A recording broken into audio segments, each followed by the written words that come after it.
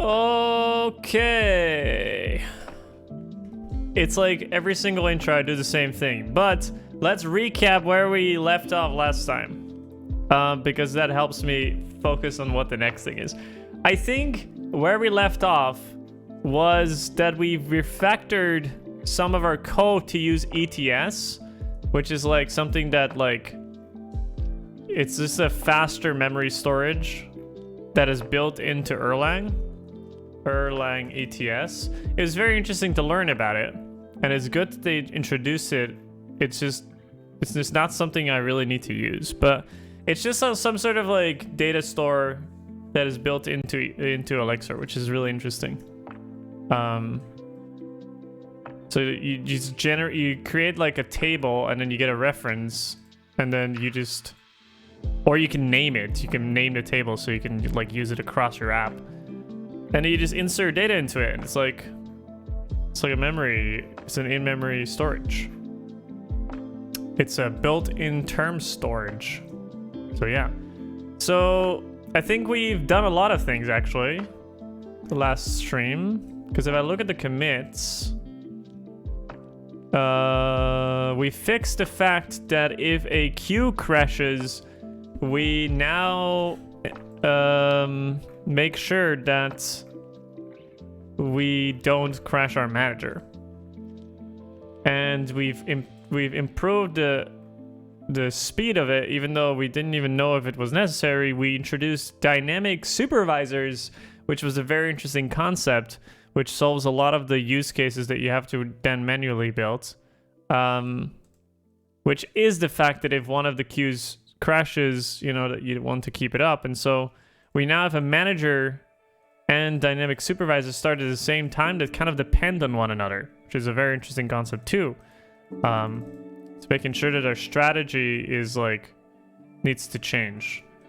So we found our first use case for that too. And now we're gonna learn about registry, which is like doing all that manual work that we did for the manager, which is like keeping some sort of like in-memory, like a reference to the streamer and the processes that relate to the streamer in the other queue. So if we go back to our code, if we create a streamer queue, it would create that process in the dynamic supervisor, but we also keep a reference to it in the manager. So like if a child crashes, if a child process of a queue crashes, we get a notification, and then we update our internal storage to make up for it. But a lot of this work, a lot of this like dynamic referencing of like an n amount of sub-processes can be done using a registry. And an important thing to note here is that the queue supervisor, which is a dynamic registry, is some built-in supervisor. Our queue manager that we built here is just a simple GenServer, so it's not an actual supervisor, which loses a lot of the benefits that you would normally get from like supervisors. So for example, if you open up the monitoring, which I can't remember how to do it, but I'm sure that we have some code somewhere that, you know, observer, if we open the observer and we go to applications, you can now track all the processes that are in the supervisor, but you cannot do that for the manager. Like you can see its internal state, but I wonder if we use a registry that we then also like get some sort of cross-reference maybe. I don't know. Because all this is just a storage of references and monitoring for every single thing. Let's figure it out. Let's see if we can hook it up.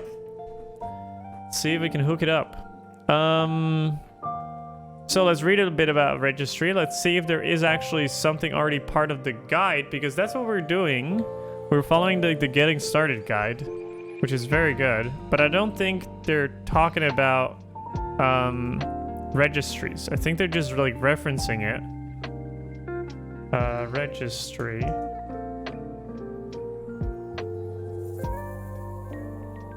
Let's see. Should probably search the other way around, but you know, that's what it is. Oh. So in practice, you find yourself in a position where you need a process registry for dynamic processes. You should use the registry module provided as part of Elixir.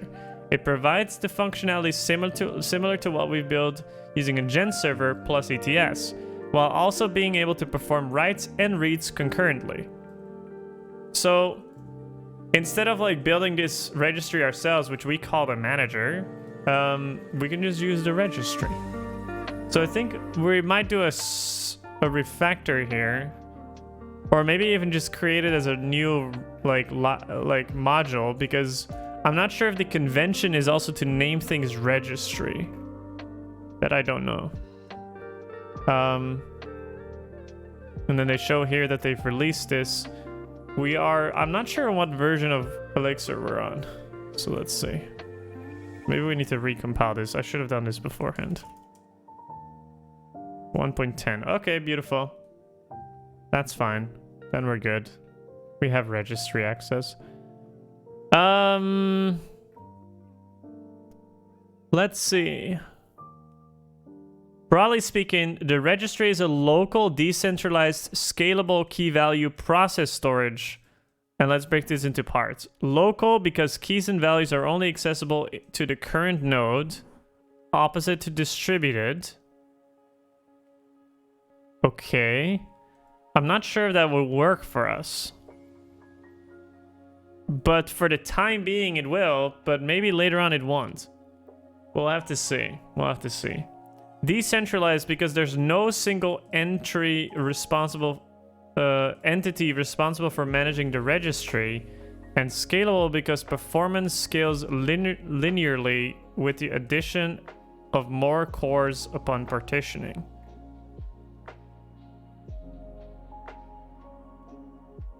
Okay.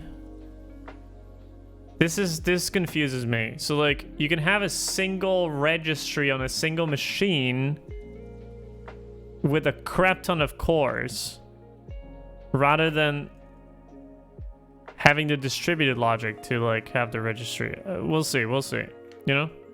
For the time being, it's just part of our it's part of our tryout anyways. Eventually we'll need to store this in some shape or form into like some sort of data storage, persistent data storage. But for the time being, this works for us. A registry may have unique or duplicated keys. Every key value pair is associated to the process registering the key. Keys are automatically removed once the owner process terminates. Starting, registering, and looking up keys is quite straightforward. So you start a registry, you tell it that it needs unique keys, and then the name, or the handler, I would say, the module. And then you say, register this thing, and then you register one of them. I don't know what this is. I don't know what one is. Is that the PID? Well, when life gives you lemons. Registry, register, my register. This is the key, but I don't know what this is. And then you look up, and then you get self and one. Okay, I guess we'll just need to find out. Yo, Vincent, thank you so much for the 41 centuries in a row of resubscribing. Welcome back. Thank you. Sorry, that was a bit loud. How's life? How's life?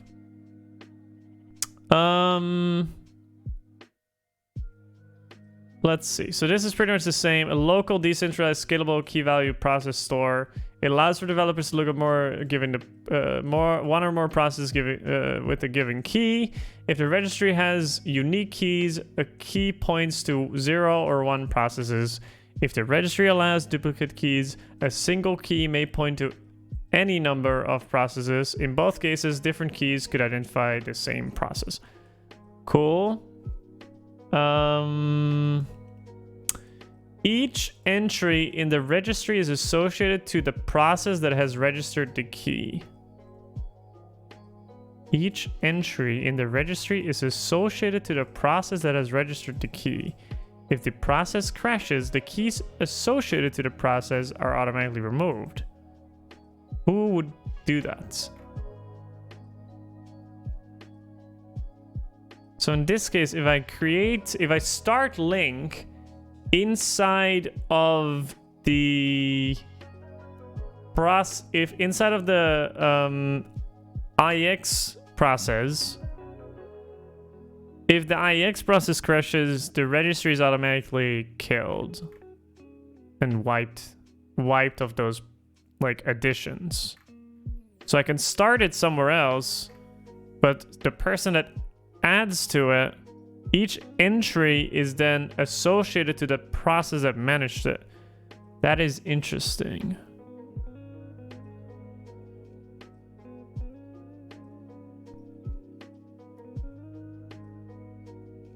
The registry can be used for different purposes, such as name lookups, using the VIA option, storing properties, custom dispatching rules, or a PubSub implementation.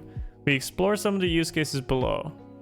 The registry may also be transparently partitioned, which performs more scalable behavior for running registries on high concurrent environments with thousands or millions of entries. Interesting. So I guess this is where the concurrency comes in. It's like you partition it maybe by, you know, in the Twitch streamer case, you might partition by alphabet and then n number of streamers,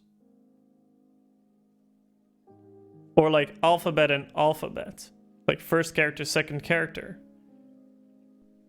And so via that route, you know like which of the registries or nodes to pick, depending on the amount of nodes you have, obviously.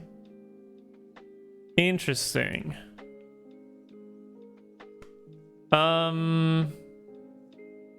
That's just my idea. I don't know. There's probably better, like, more optimized ways, but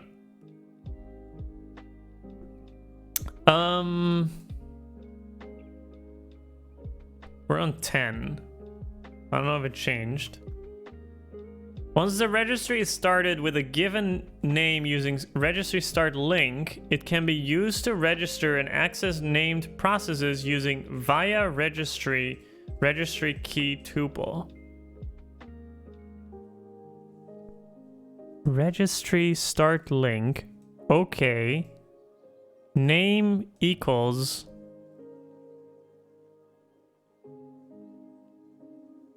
I don't get this.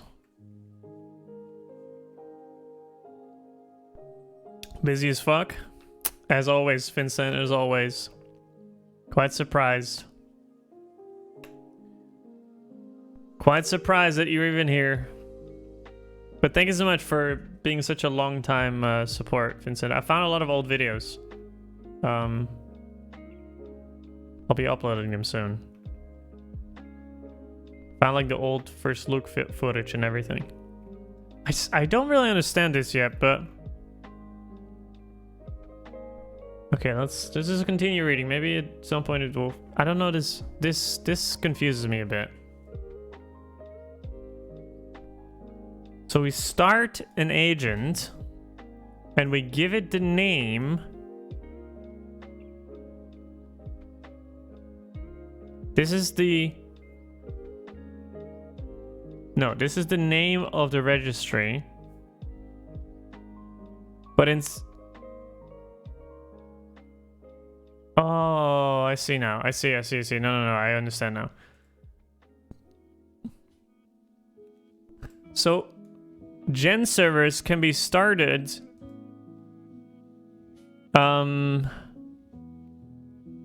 if you do a start link on a GenServer, you can automatically bind the dynamic key inside the name of the GenServer.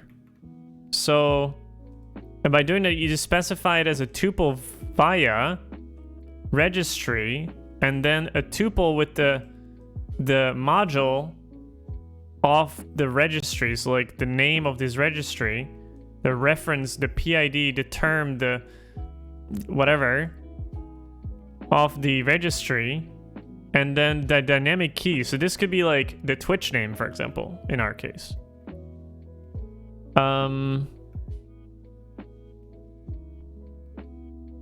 Do we have, let me think, do we have enough test coverage high level to actually rewrite this manager using this? I think we do. It's like start supervise. This will need to change though.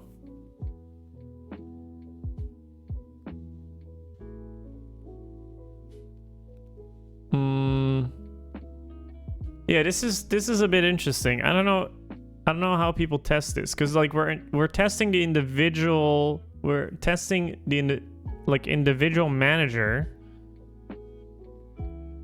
which then under the hood uses a bigger storage.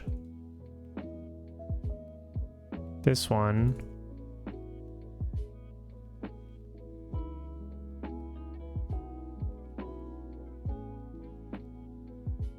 And I suppose that if you create this inside this test, is this a separate process? So like after this whole thing is goner.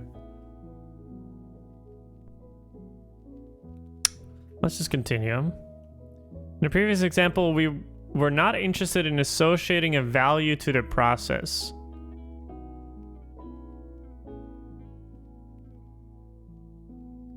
Update. Right. Oh, they're also referencing it inside of the get call. This whole thing, this whole tuple. But that can be abstracted away, right? That's okay. That's all right.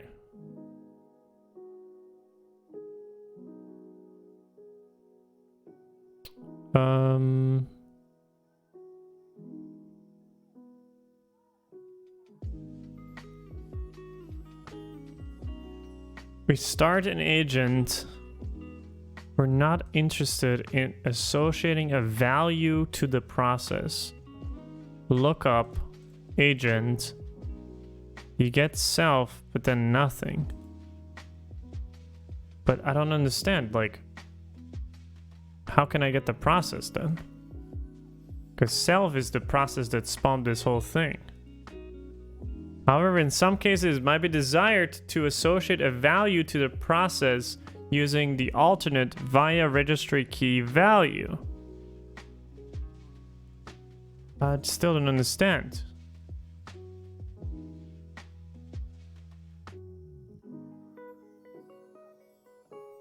Don't we want the process so that we can reference, so that we can get it by name in this case? I don't understand. Kind of a bit confused.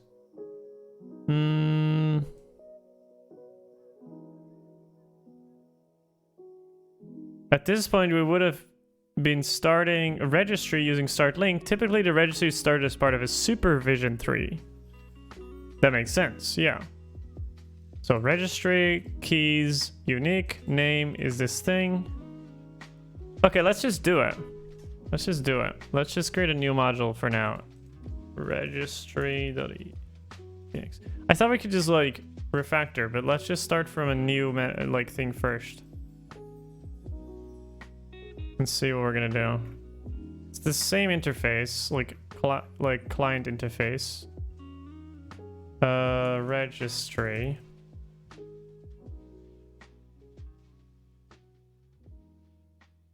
Name registry Vitus. Okay, maybe we don't even need to make this. Hold up. Let's just take a look. I also created it in the wrong place. Supervisor. Here we go. So what we're gonna have is a registry with keys unique. A streamer cannot have multiple queues. No. And then the name is going to be queues registry. Okay.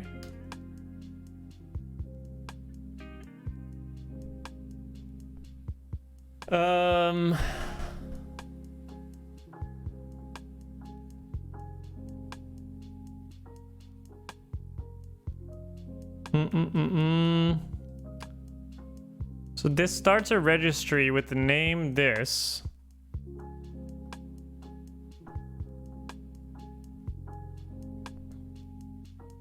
Okay, so let's start this app. Let's ix like just go again.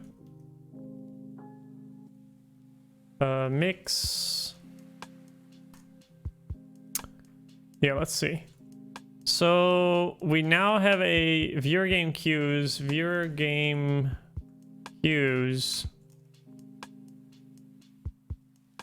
dot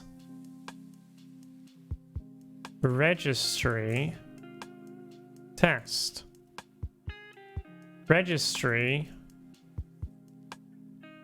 So this starts the link already, and then we can do dot lookup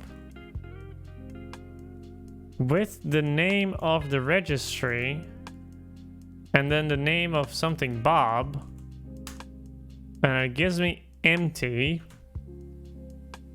list because Bob does not exist and is not registered.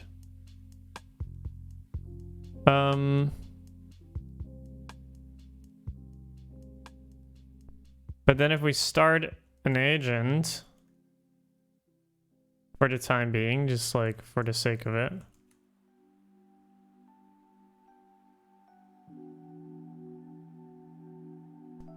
for Bob,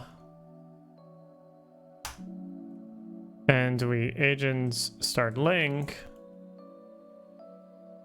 with the name. If we now do the registry lookup Bob, we should get our current PID, so that's self equals, oops, let's do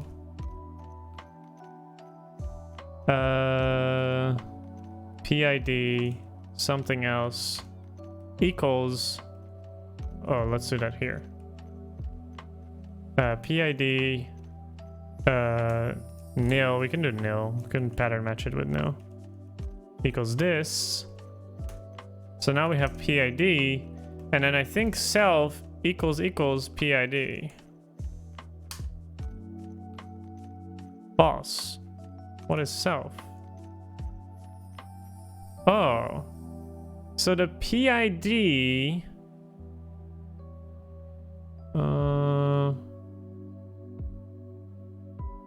let me think. So it is the PID of the process here, I guess. Hold up, let's register another one. But let's actually get the PID. Agent PID. And then the name is name. Already started. Okay, can we kill it? Probably. Just abort. Let's do it again. Don't have enough knowledge yet to actually. So let's alias the queues because it's easier. And then this thing, registry dot lookup queues Bob should be nothing. And then when we do agent create, oh, agent stop. Okay, subclass of ethanol. You'll be very helpful during COVID. Your name is very useful. Why is it just randomly installing backup and sync? Google, why do you do this? Am I getting hacked? Use that registry test agent, and then we just do okay. Agent PID equals agent.start link with lambda with the initial state and a name being the name that we just created. And so now if we do lookup for agent, registry lookup, use registry test, agent, and we get back the PID and then nil because we don't have any state. I think these are the same. Right, so from the lookup, my assumption was wrong that we would get self here. We would get the self of the agent, which makes a lot of sense. That's exactly what I thought initially it would do, but then the explanation was a bit confusing.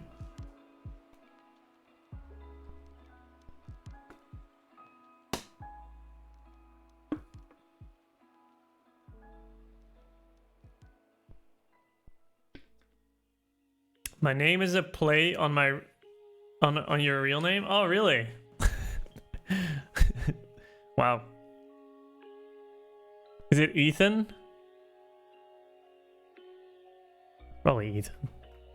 Okay, so like self here was a bit like confusing to me because I thought it would be the process spamming it, which would like make me a bit confused. But this makes a lot more sense that we're getting the process that we started.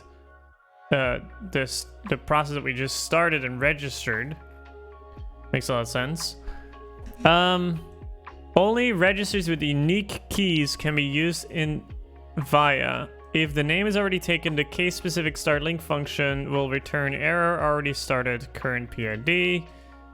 Beautiful. So that's also a case. I think we've also had that in our manager already. Which was cannot create queue for streamer that already has a queue, and then we would just say error queue already exists, which is really similar to this one, error already started with the current PID, which is even more useful because then you don't just get queue already exists, you actually get the actual PID as well of the queue that you tried to create, which is very useful. Okay, so registry has a dispatch mechanism that allows developers to implement custom dispatch logic triggered from the caller. For example, let's say we have a duplicate registry started as so. Okay, registry start link, keys duplicate, this is the name of the registry. By calling register 3, different processes can register under a given key and associate any value under that key. In this case, let's register a current process under the key hello and attach it to IO inspect. Oh, let's attach the IO inspect tuple to it. So register. Wait, so hold on. So we're creating a registry, and then we register the key hello, and then the IO module, and then the method inspect. Now an entity interested in dispatching events for a given key may call dispatch 3, passing in the key and the callback. Registry dispatch test, which is just a reference to the started registry.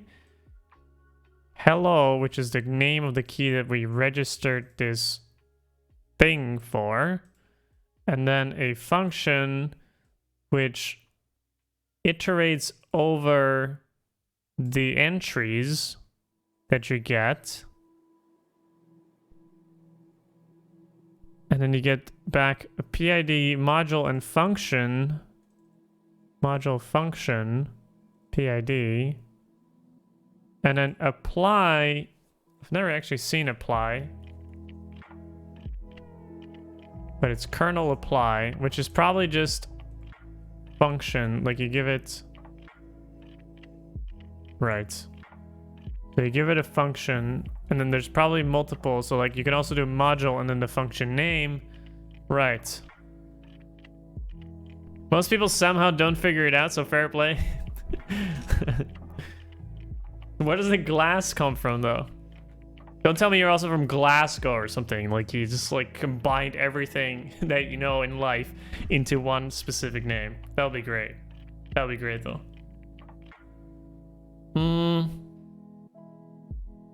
If the number of arguments is known at compile time, prefer function dot this, as it is clearer than apply function argument.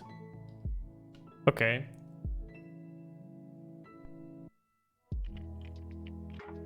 So you can programmatically have some sort of dynamic runtime function calling here, where you say, this is similar to JavaScript, right? JavaScript, a call, and I think, is there also apply? Yeah, there's also apply. It's similar. It's just like, you give it like a function, and then it returns you a new function.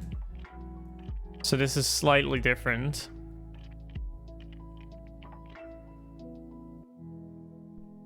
Everyone, get in here! Yo, glass of ethanol. Ethan, thank you so much for the follow. Not from Welsh. Ethanol is a chemical element for grain alcohol. My favorite drink is whiskey. Just 1 second.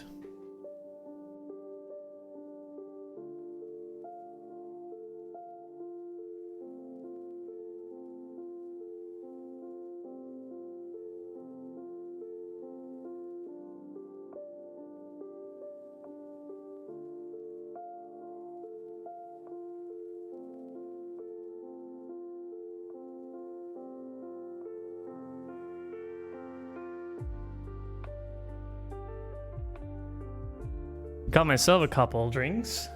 I haven't had whiskey in quite a while, actually, but we've got ourselves some Scottish whiskey. Quite enjoy that. Quite enjoy that. Got no Welsh whiskey, though. 2004 edition? 2004 edition, yep. And then there's some Frisian whiskey, which is like where I'm from, so this is Dutch. I haven't had a sip of this yet. And then there's a lot of tasters. Because we have like at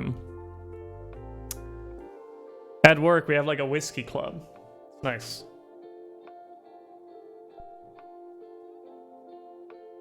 It's like it's a Frisian whiskey. I can send it to you though.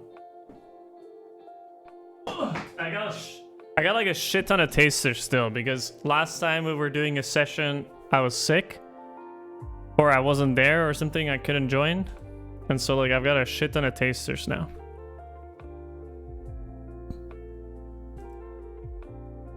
Penderyn is a great Welsh whiskey. Alright, I'll just, I'll add that to the club. I'll save that one.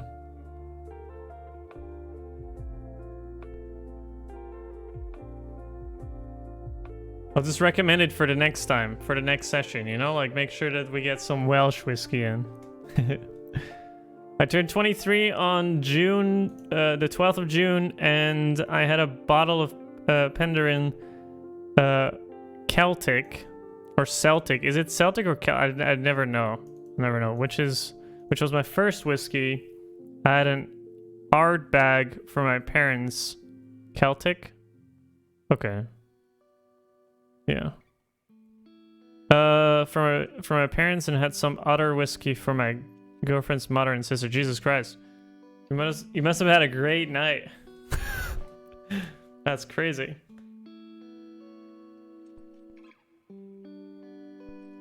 I would say I'm still a beginner though. I'm still a beginner. I only recently joined the club, and so you're just learning everything.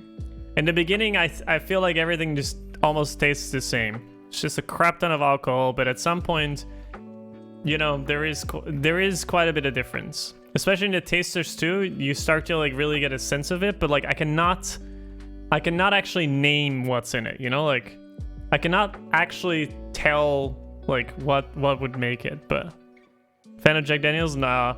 Not a fan. All right, let's continue. So this just allows you to kind of like programmatically swap out implementations of something by just, yeah, since everything is a term, you can just like module name with the name of the method and then just like the arguments that you want to pass. So in this case, we do enum reverse, and then since it's a list of arguments, it's a list inside of a list because the first argument is just this. Okay, that's good to know. Where were we? So here, it's actually do kernel apply module, which is IO inspect. So this is just what it's called. So this didn't have to be this. Like this didn't have to be a tuple with module and then the method. This could be anything, I suppose. But we attached IO inspect, and then what we call is module function PID. So what we do is we IO inspect, and then we pass argument just the PID. So this prints the PID, where the PID is the process that called register 3 above.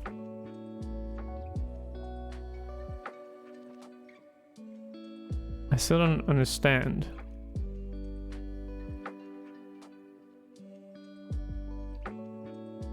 So this allows you to like get a sense of like what registered, or like, I don't understand.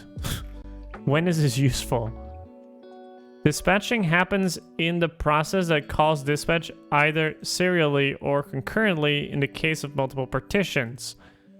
The registered processors are not involved in dispatching unless involving them is done explicitly. For example, by sending them a message in the callback. What's up, you doing? Do you write Elixir career-wise? No, not at all.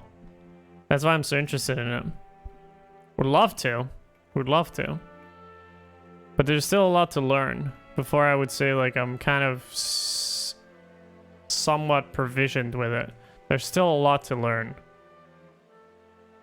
But I'm very much enjoying it. It is a lot of interesting like built-in modules to Elixir. And the guides, the getting started guide is actually very interesting. So I just picked a use case, and the guides actually walked you through perfectly why that use case is like how to approach that use case, which is very nice. Any bourbon is mixer whiskey. Throw it into Coke or Pepsi, and that's all it's good for. True. I like that though. I like that. Yeah. I'm liking myself some when you're just drinking like with friends going out, you know, like I like just, you know, drinking a whiskey with some whiskey Coke or something, you know, like it's nice. What's up, you doing coding, I see? Of course. Tech Wednesday. Do you write Elixir career-wise?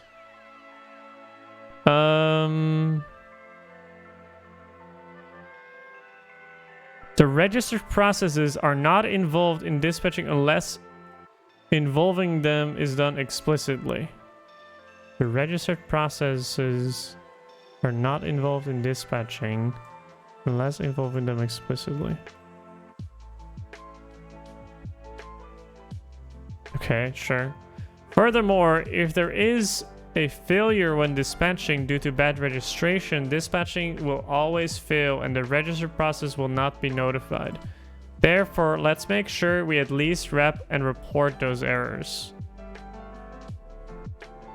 What is going on? So we dispatch hello to this thing, to this registry, and then we give it a callback of some sorts.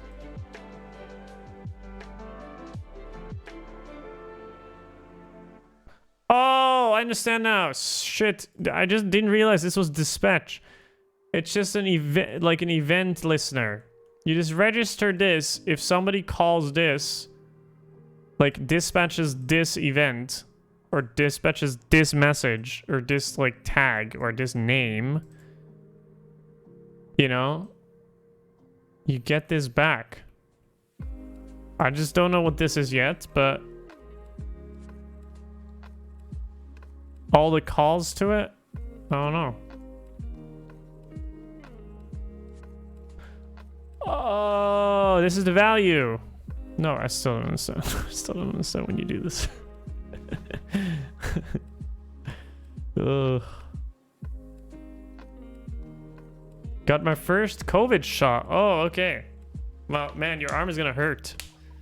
I had like 2 days after I got my shot, I felt a little bit of a headache, and then I just called out, like called sick for work. That was yesterday. Today I'm fine.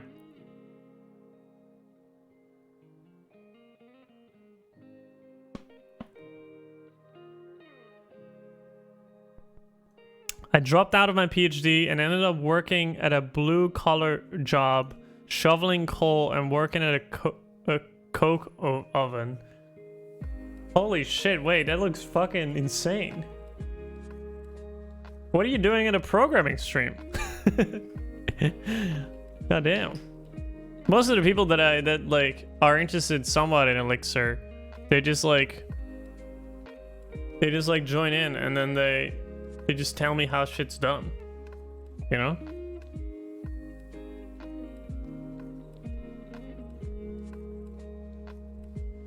Pretty much what I did 14 hours a day. I had a serious injury and quit and got a job as a Golang/PHP dev like a week after I quit. Nice. Are you looking for a job? Job I work for is looking for people. Always, like every tech company.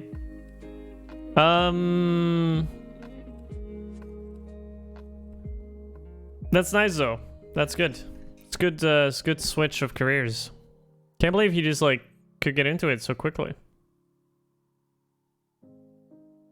I do not really like coding, but I'm still here. Yeah, I'm quite surprised. Some people just find it very chill. You know, like they just lurk around. The people that talk during the programming streams are most of the times people that understand what I'm doing, and then they just like help out, you know? But other people just like lurk around because, you know, music is chill, they're learning, they might be learning by themselves, they might just enjoy. Working at a startup and it's pretty fun, 12 of us total working remote, but it's a great atmosphere, great people. I'm happy to hear that. That's good. That's very important. As long as you enjoy your shit, that's the most important thing. Great people, very important. Okay, let's see. So, for every entries that you get, I still don't understand how you can have multiple entries, but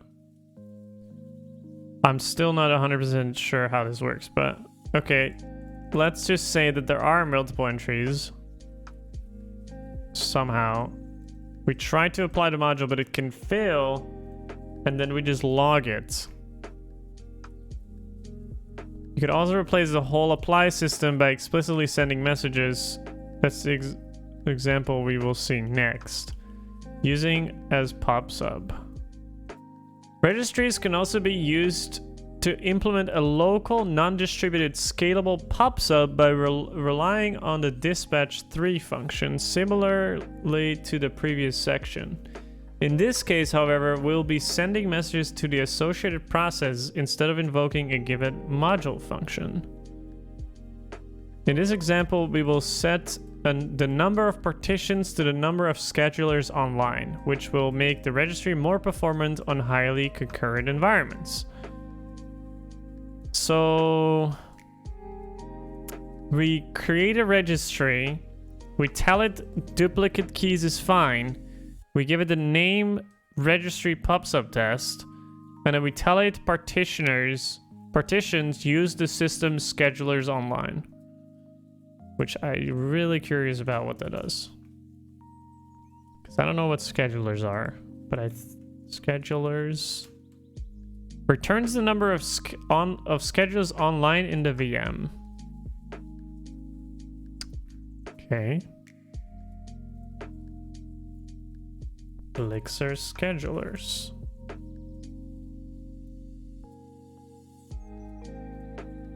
I'm reading Elixir in action and have some questions about concurrent tasks in relation to the number of cores available. From what I understand, a scheduler can only run one CPU-bound task at a time. So spamming less processes than there are schedulers should show a similar amount of time a CPU-bound task takes to run. I put together my first ever benchmark test using Benchy, but the results were not as expected. I spawned 4 tasks. Spawning 4 tasks took a lot longer than spawning 1 task, even though Benchy reckons I have 8 cores available. Can anyone shed any light on what is happening here?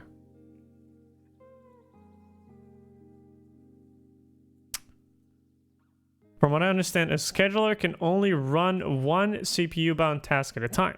This is partially true, as if you would have more schedulers than cores, then it will not be true.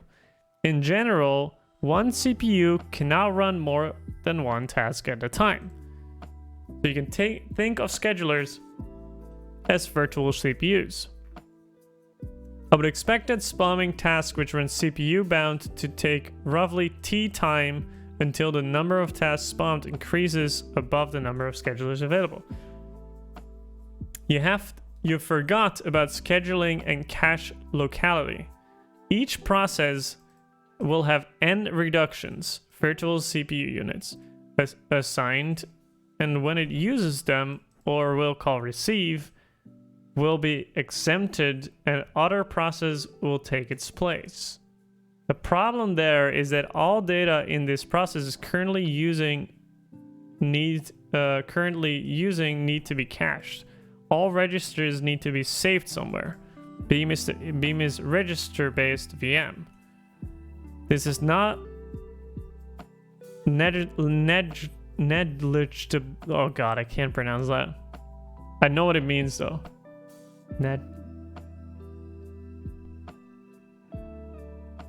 Oh my god, I can't pronounce that. I'm just in my head trying to pronounce it, but I can't.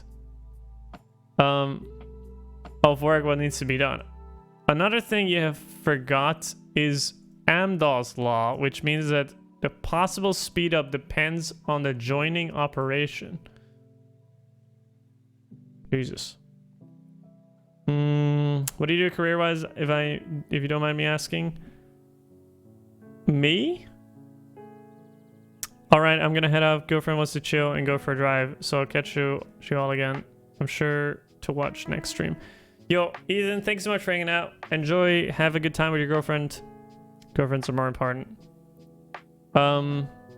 Just realized what I recognize you from. Ages ago, when I searched Elixir live coding in Juju, I'm pretty sure it was a bot. True. People hate that video. Holy shit. People absolutely hate that video. Because it has very shit music in it. It's probably, might be this one. This might be the one. It has 11k views on it, and people are just like, this goddamn background music. It was such a good time. Oh, so fun. So fun. Okay. So, hold up. What does this say? So this says number of processors.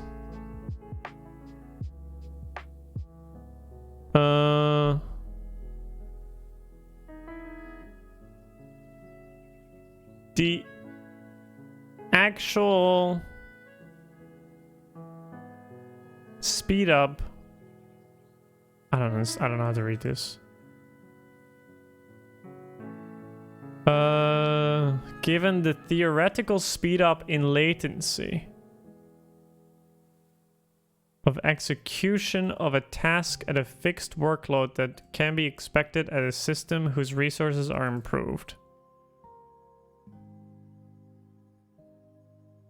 Interesting. Two tasks, two independent parts A, B, original process this, makes B 5 times faster, makes A 2 times faster. I don't know, I just can't be bothered to read, to actually understand.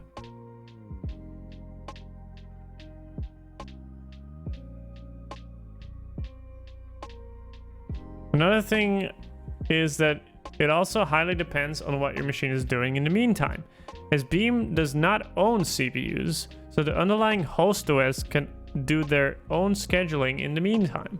True, that makes a lot of sense. You got plans this weekend? I have no idea. Don't think so. Let's see. Register hello with an empty list. Register dispatch hello. Entries. This. Get the PID, and then you send the PID broadcast hello.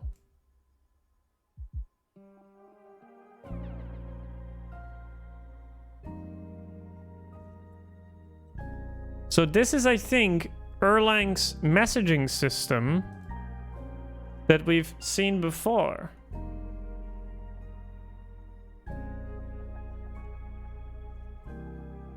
I can't remember where we saw this. We had that like nice page.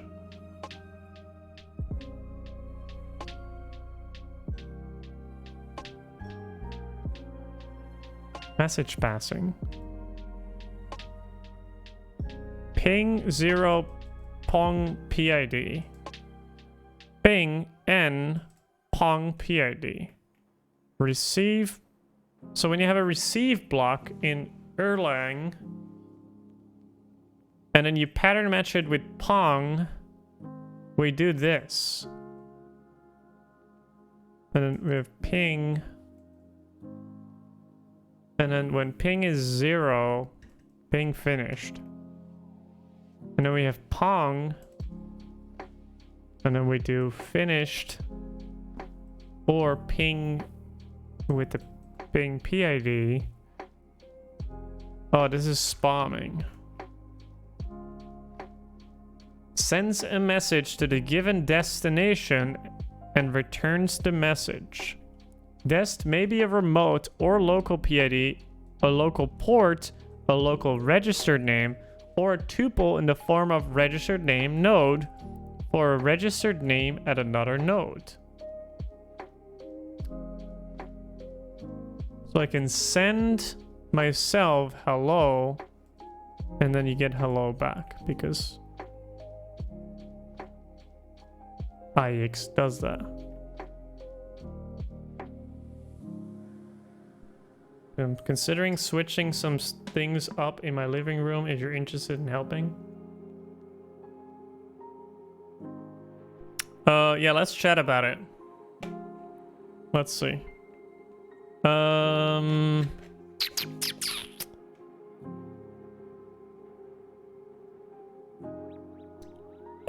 So I am saying broadcast world.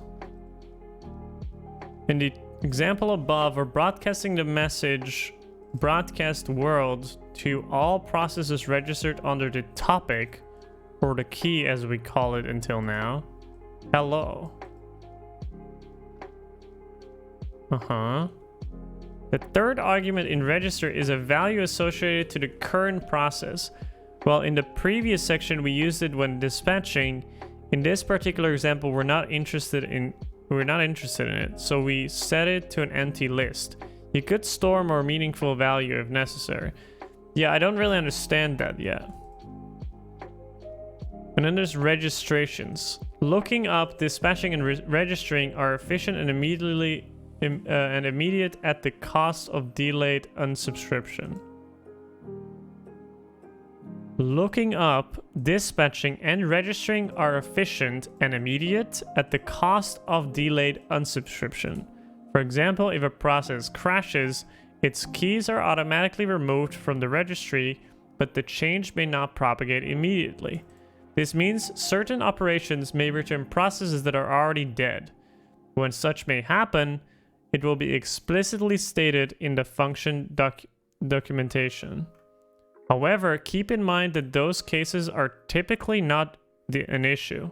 After all, processes are referenced by PID may crash at any time, including between getting the value from the registry and sending it a message. Many parts of the standard library are designed to cope with that, such as process monitor, which will deliver the down message immediately if the monitored process is already dead, and kernel send, which acts as a no-op for dead processes. Okay, I was hoping for a little bit more, like, you know, like hand-holding here, but I guess not.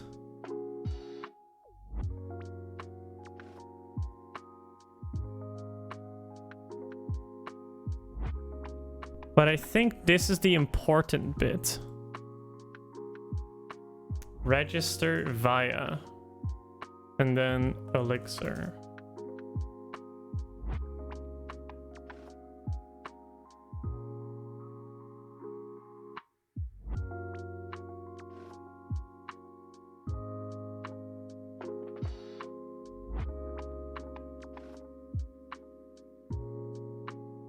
Currently, a register GenServer process with a unique name in a local register when invoking start link. In some cases, I would like to register it both via a unique lobbyist key, but also via another key used by the register to identify a particular lobby process. It seems one particular possibility is to register it later on, but I was wondering if it's possible. It's not possible to do two keys. Okay.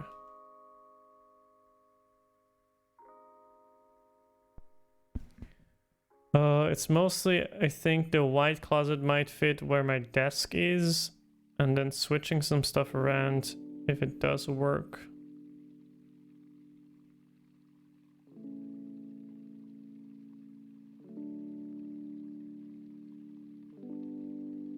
Yeah, let's just let's talk about it after stream.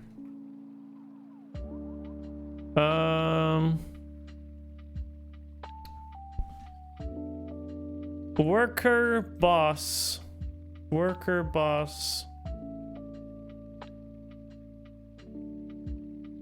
allows you to use non-standard process registration libraries. They must conform to an interface and may provide extra functionality.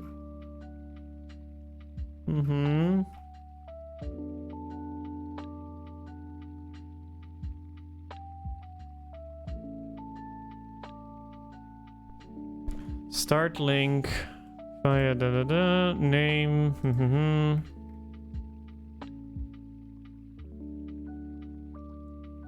Okay, let's just see. So let's say we have a queues registry, and then in here we say we don't start a GenServer, but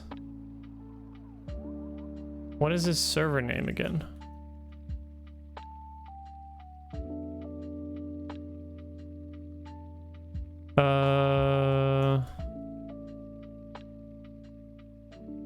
So let's not start this. This is just a module that manages them.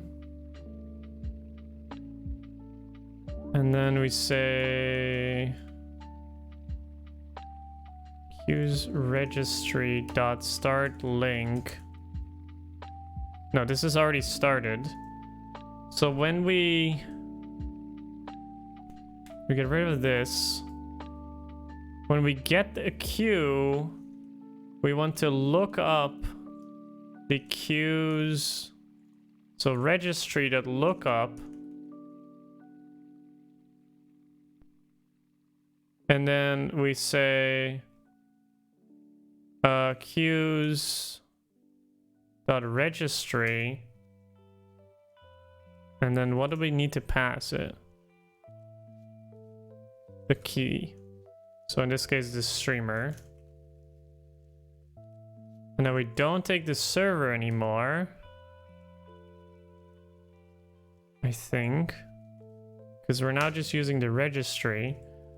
And then what we get back is a link is a list of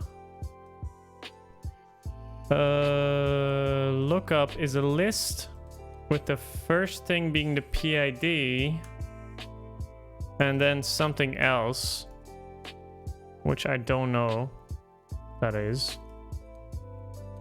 Something that we don't use. So then we say, okay, here's the PID. And then if it's not that, because we registered it as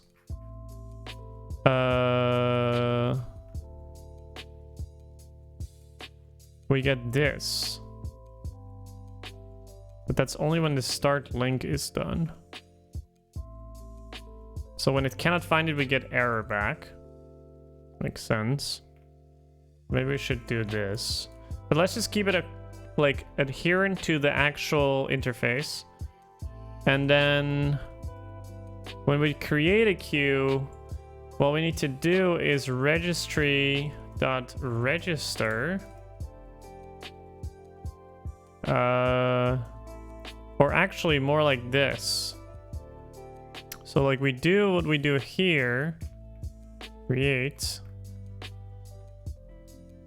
We check if it's already there, but we don't have to anymore. So what we do is we do case, registry, and then we do this thing. So like we don't do that. We do queue,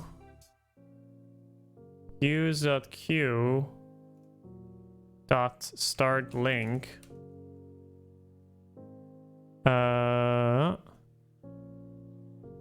With the initial value.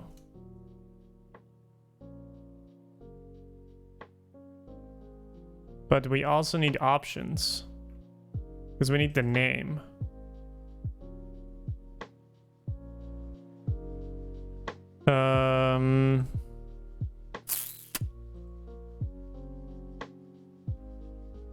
So like when we start a queue, I don't think the queue is supposed to know the streamer. So like I think we just need options here. Just like we do here. Opts.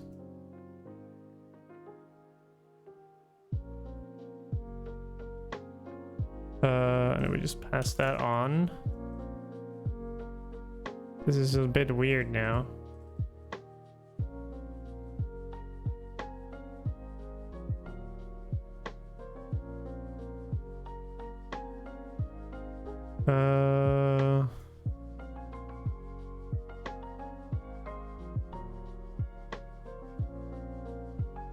Gonna be playing some Raft with some peeps. Yo, enjoy, Wolfie.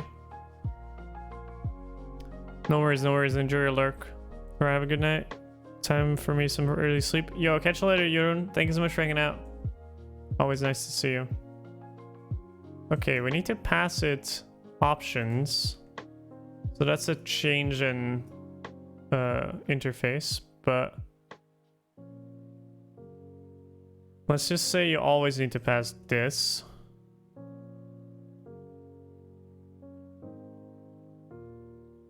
Or maybe by default it's just always empty.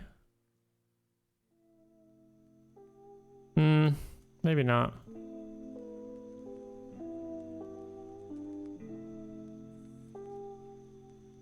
It's interesting. I don't want my queue to know. I don't want my queue to know like for what streamer it's part of. I don't understand. Like I wanted to just have options, but then this becomes kind of awkward. Anyhow. Name is in this whole thing.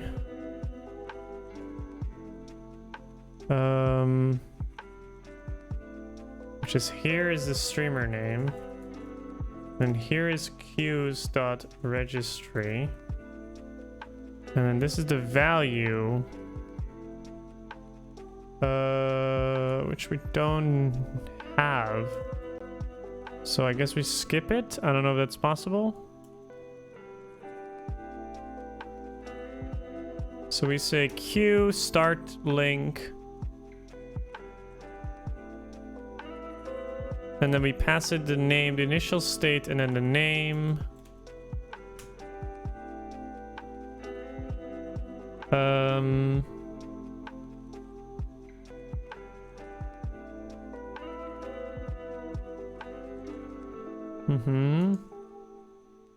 So now we've registered inside the registry. And then when that is done, we get back OK PID, or we get back error already started, current PID.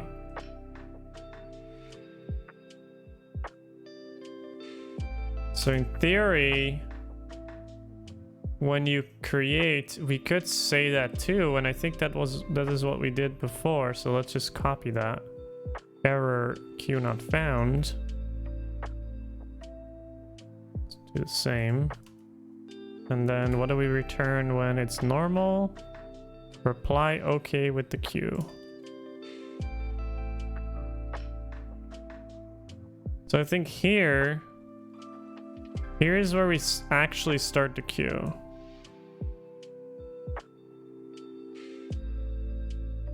So like here is where we did this work.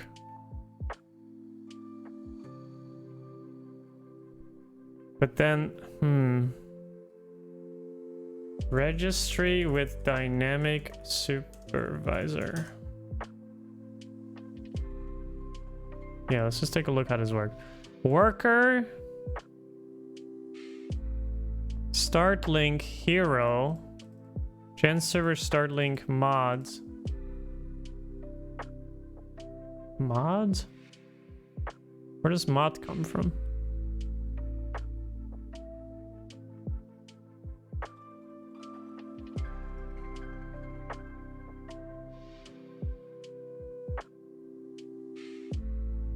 I don't know what that is. Ugh. Worker. Your actual dynamic worker, yeah, doesn't know proc name. Hero.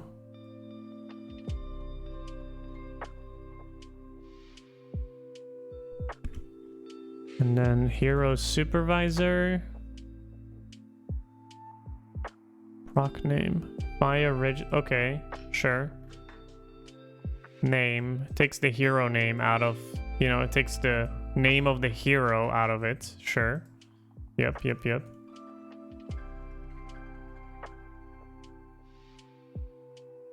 I don't know what mod is.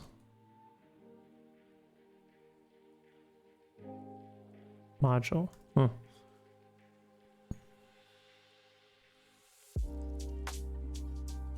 So they have like a data structure for it. We don't. So, but we're doing the same.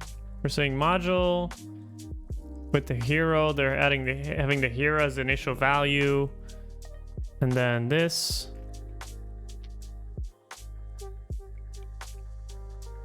And then they have hero supervisor, which is a dynamic supervisor.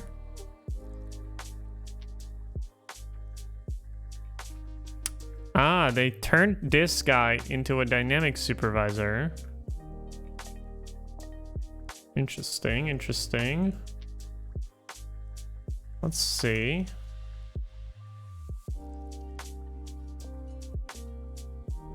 In theory, the interface shouldn't change, so...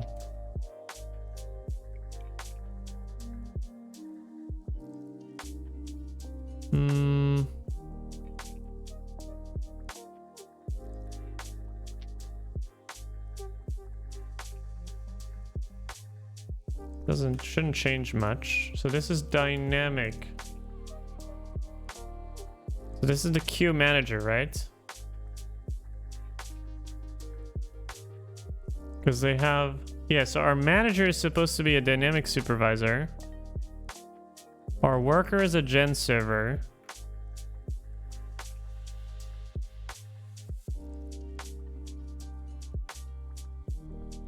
And then...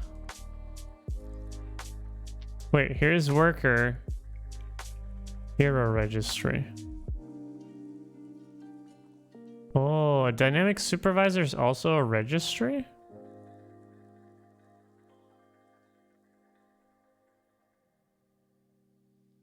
Because I see here init, 1-for-1, start child, start link. Wait, this is so clean. And then worker, restart transient, GenServer, GenServer start link, proc name hero. Hey, what? Where are they registering the, oh, here. So the application, okay, no, this is fine. We can still have the supervisor here, that doesn't matter. Okay, here's how we're gonna do it. We have a registry registered. Hero registry, yep. Queue registry, yep. And then we have a supervisor here that we can... Hold up. What was our strategy here? We would have an app, a queue manager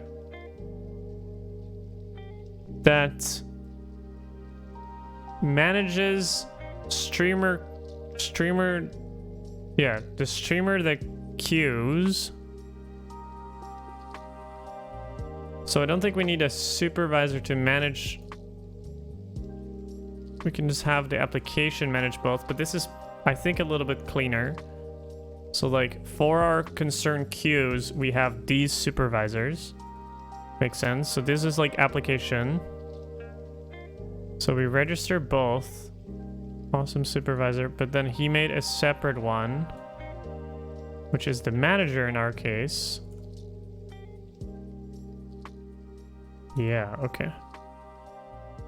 All right. Here's how it's gonna go. Here's how it's gonna go. So our manager, fewer games, queues, manager is a dynamic supervisor. And then we use alias queues again. We have the same interface on the client side.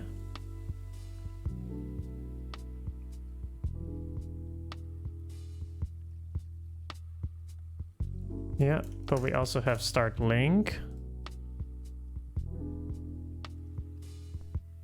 which does a dynamic supervisor. And then we do module. So that's what we do. And then we start this one before the registry. Then we say here games, so queues dot manager.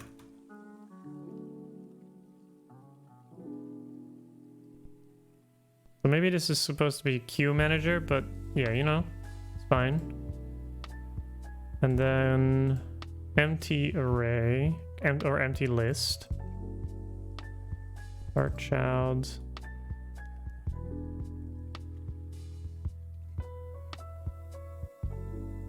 Okay, can get rid of this.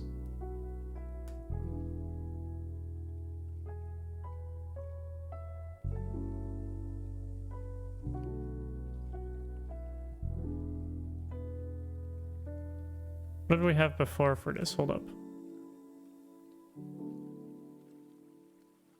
GenServer start. What did we have in supervisor? Queue supervisor. But in our case, we'd also do module. That's mods, argument. So this is like default. And then our name is module again.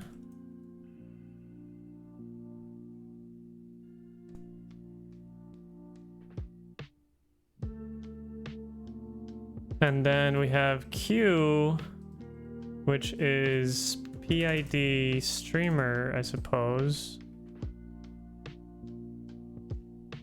No, it doesn't have to, because there is only one dynamic supervisor.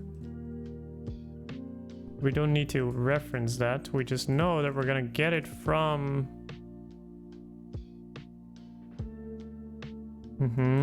This one is fine. Create queue is start child. This module with the hero worker. No, the queue. And then... Yeah, so we're doing the same here. Pretty much. Don't we need to do anything here? Server.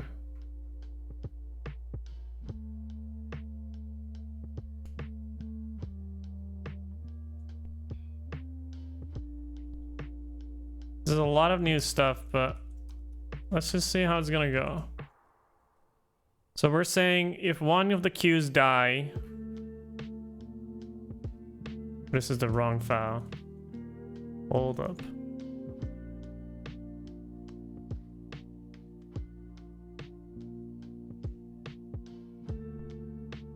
Here we say queues.queue, and then the initial state, and then the opts. In their case, they're using hero and then the hero name. Oops. Where were we? This one. Start link join hero. In our case, that is join streamer.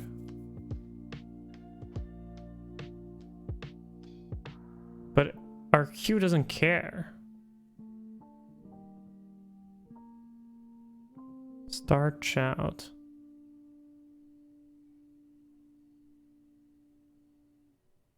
Dynamic supervisor, start child, supervisor queue.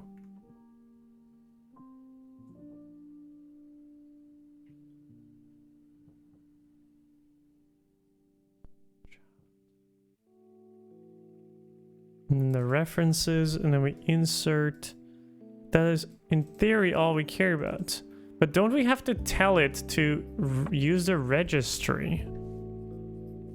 Because, like, here we're also doing a registry lookup. Oh, but they made start link to their use the registry. So they did it in the worker. Okay. Sure.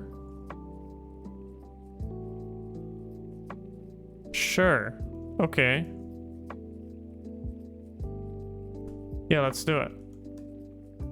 So now my queue knows about the streamer, kind of. It doesn't know about it, but the interface to create a queue is now kind of in the queue instead of in the manager. Sort of, kind of, maybe a little bit. Sure. Yeah, let's try it. Registry, queues registry, and then this is gonna be streamer. So our test will fail. Queues test because the registry now takes a streamer. Okay. Because then the queue automatically registers itself. Sure.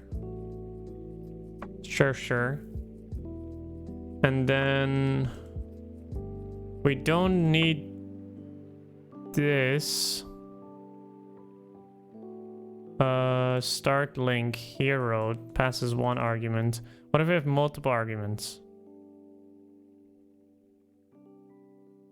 Dynamic supervisor start child. Hope you're having a good day. Thanks, Suki. Thank you so much for stopping by. Hope you have a good day. Thanks so much for the lurk. If you guys haven't checked Suki out, let's go check her out. She's really cool. Really cool streamer.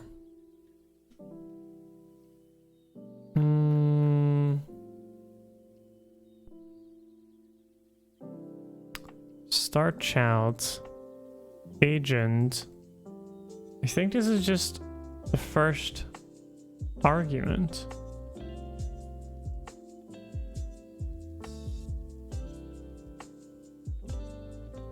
Module-based supervisors. Yeah, this is what we're doing now. Defines child spec.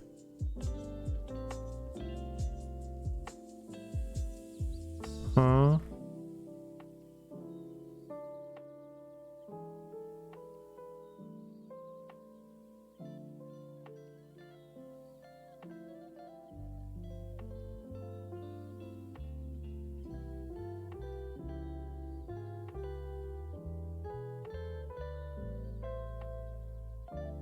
If my work is not using the new child specs, we need to pass a map. What is new child specs? Return a specification to start a dynamic supervisor under a supervisor. See supervisor.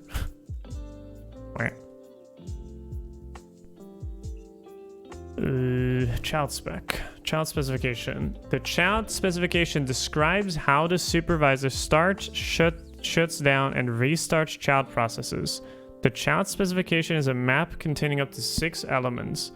The first 2 keys in the following list are required, and remaining ones are optional. Any term used to identify the child specification internally by the supervisor is the ID. Any term used to identify, yes. Defaults to the given module. In the case of conflicting ID values, supervisor will refuse to initialize and require explicit IDs. This key is required. Sure. Start a tuple. Okay, but we get an example. When starting a supervisor, we pass a list of child specifications. This is a child specification. No, this is a child specification. However, specifying a child specification for each child as a map can be quite error prone, as we may change the stack implementation and forget to update its specification. That's why Elixir allows you to pass a tuple with the module name and the start link argument instead of the specification.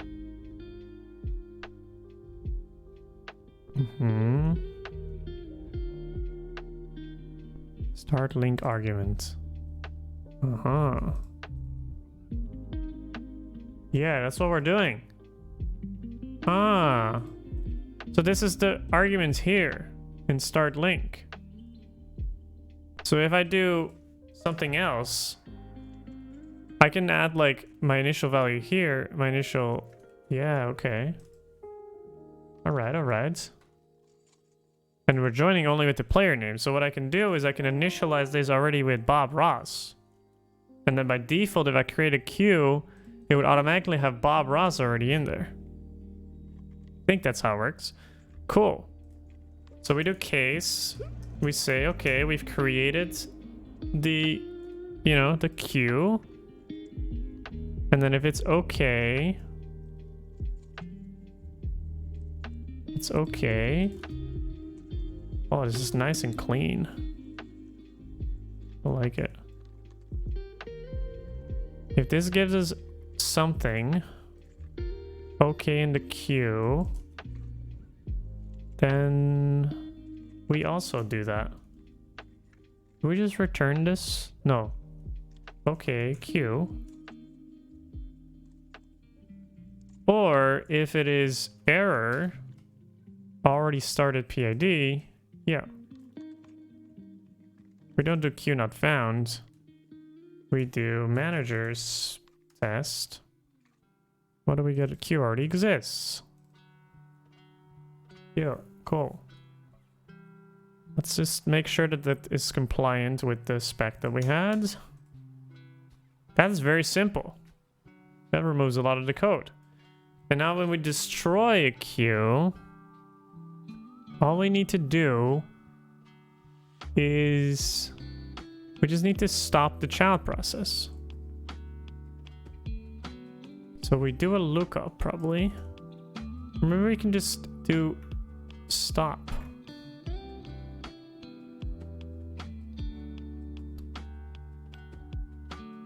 Wow, nice. That's very good. I like it. That's very clean.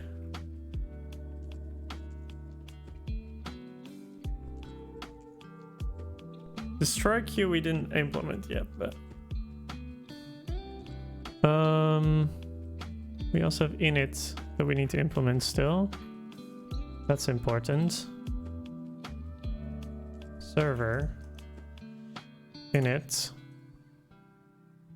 We just tell it on init, just initialize yourself and have a strategy for one for one. Okay, so that's our manager. And so now we have our supervisor. We create a manager with empty, but in theory it doesn't matter because we ignore it completely. And then we register a registry. And then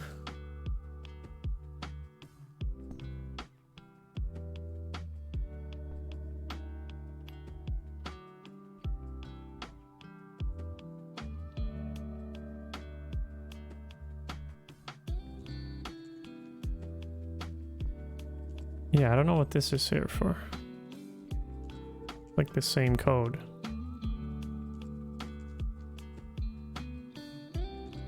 I think it's the same code.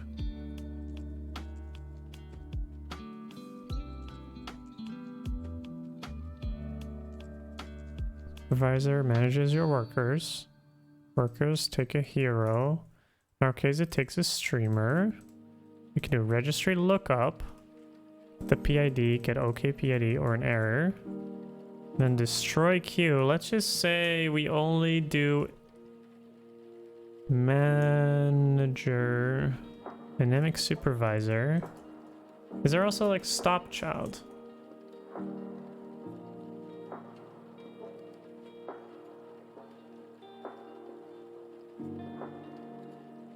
Start child. Stop. Synchronously stop the given supervisor. Okay, that's stopping the whole supervisor. I think that we should just do that on child level, right? So child process level. So if we do GenServer stop. Stop. Yeah. So if we do GenServer dot stop, so we need to look it up first. So we can do def queue, get queue.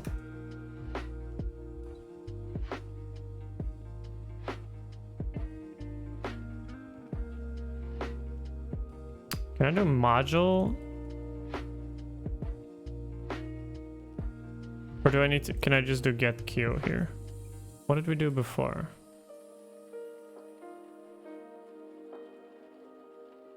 And server call server destroy. We're not using any like things here. Okay. I don't know if you can just do get queue, but let's try it. Streamer. Need to update these. And then if we have a streamer and we get back OK PID, we do GenServer.stop PID.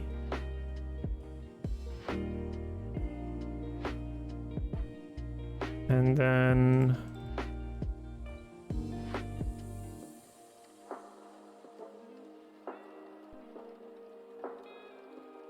what does it return? Okay. Okay. And otherwise, if it could not be found, it would give back error. So if anything else happens, what do we do? What do we do when it goes wrong? When it cannot find the streamer, we would just say okay as well, maybe. No, when it's error. No. When it's get queue, and then we say it's not found. That's like the only thing we cover here. Or it throws.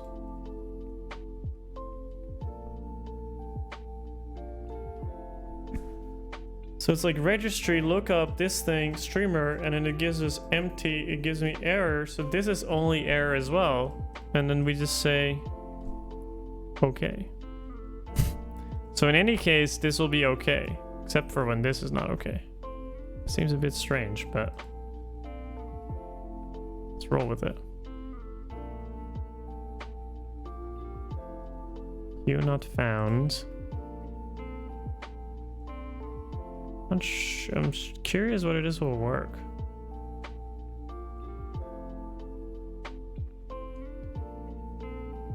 Cannot get queue. Well, we can start the tests and see. I think there's a lot of tests that will fail.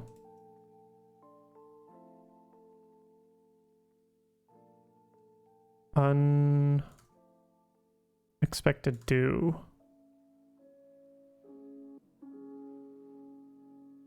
Wait, this is how you write it, no? Ew. 34. Ah. PID is unused. Variable manager 21. Yep.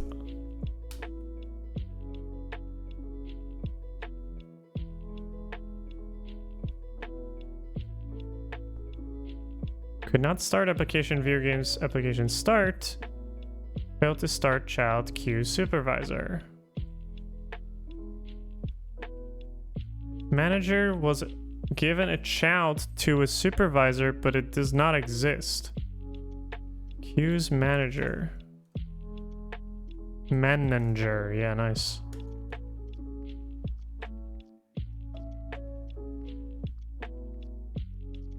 A lot of code cleaned up. Big fan. Right, lots of failures. But I think that's mostly related to like the queue test. Yeah, which just makes sense because we changed the interface. Queue test. So this now takes child spec. It takes a streamer.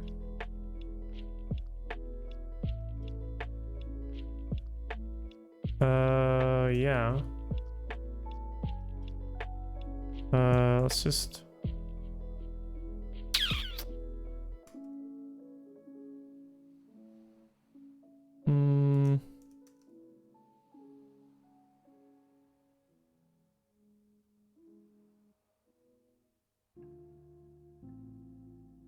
Streamer, then we say streamer in here. Queue is set to temporary. Let's see if that test passes now. Should be like 13 failures.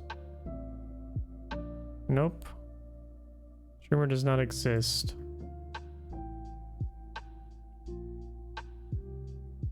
Okay.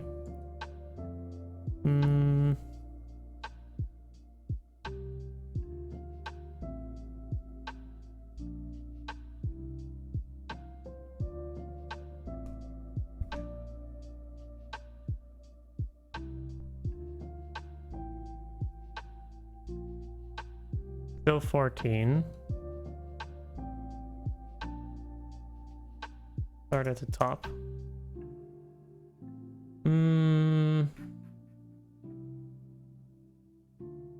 Variable streamer doesn't exist and is being expanded to streamer. Please use parentheses. Sure.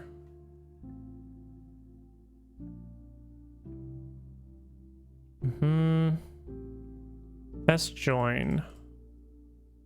Unknown registry, queues registry.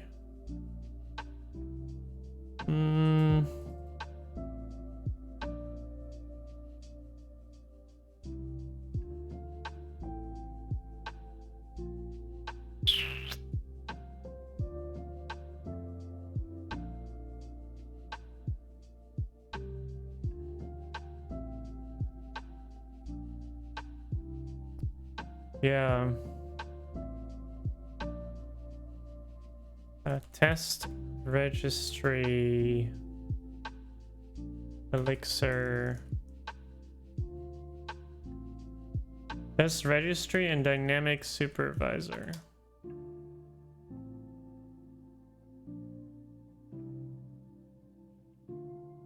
As registries are VM global entities, generally speaking, you should have the registry started in your application supervision tree, and your naming scheme is fine when your system is not in test, since you have async true. I presume the globalness of the registry could be a problem if other tests hit it at the same time.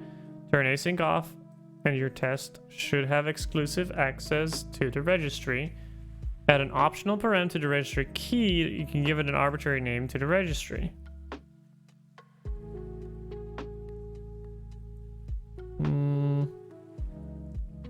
Do something more complicated.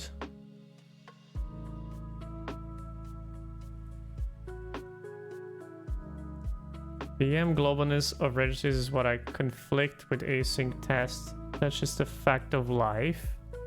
Just trying to find what the most common pattern is. I see a mosquito on my wall and I don't like it. I want to kill it. Distribute your application over multiple servers with Horde. Horde is comprised of Horde DynamicSupervisor, a distributed supervisor, and Horde Registry, a distributed registry.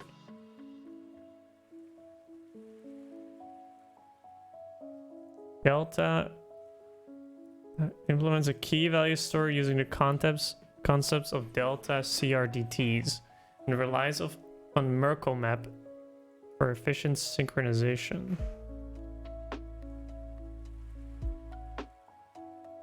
Yeah, we're not there yet. We don't need that sort of complexity yet. We were only working with one server. It's a huge number of transactions, like money transactions, that also happen to be residing in an external source that is slow to update. Hello, Ethereum. So we need a way for us to run trackers concurrently, so enable massive amount of transaction tracking. Look up running tracker. Automatically restart a specific tracker that goes wonky, because with external sources anything can go wrong. No problem. If we were to implement our own custom wiring, we would have to do the following. Start a new tracker process, a GenServer attached to DynamicSupervisor, register the tracker process with the registry, invoke the process by looking up the registry for the process ID, make sure the registry handles the process's crash, remove the that's a lot of code. A lot of code to wire up the GenServer and register together. Since a lot of people with moving parts, our implementation wiring could be very prone to errors. All of this represents very little business value. Solution: because Elixir is designed to work seamlessly together, we're surprised how few lines of code was needed to wire it up. Registry supervisor. Start. This is a GenServer. Registry, look up the registry. Oh, I like that actually. Huh, I like that. That's a good idea.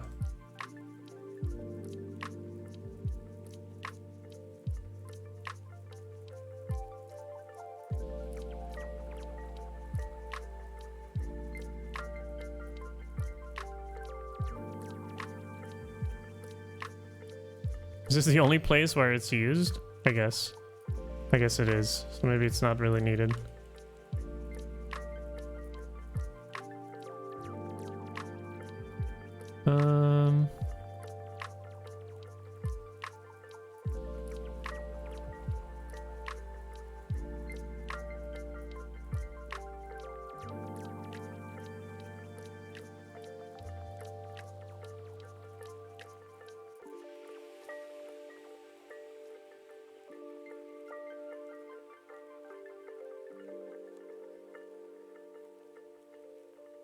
Okay, how did you test this though?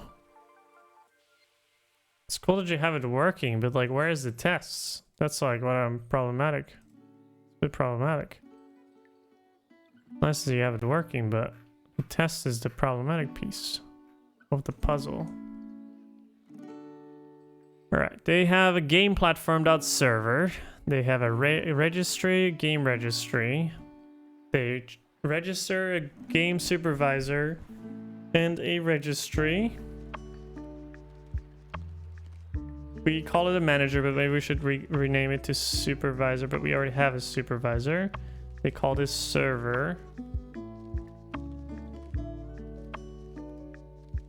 Yep. Game supervisor. Game supervisor is a dynamic supervisor. Dynamic supervisor starts itself. That's what we do as well. We start child with a game name.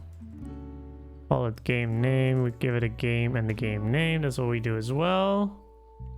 Now spec. Okay, like it's streamer, but like this will be gone. But I just wanted to make sure that, you know, we test it. Maybe if we remove some of this, maybe some tests will pass, but let's see. Strategy 1-for-1. Key element here is via tuple method in the start link, the game call that starts GenServer process via option. Initial state. Game.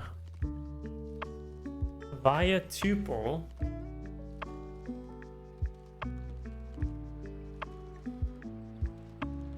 Do via, okay, yeah, sure, that's whatever. That's sure. Sure. Log state name, yep. Sure. Child spec. This function will be called by the supervisor to retrieve the specification of the child process. Child process is configured to restart only if it terminates abnormally.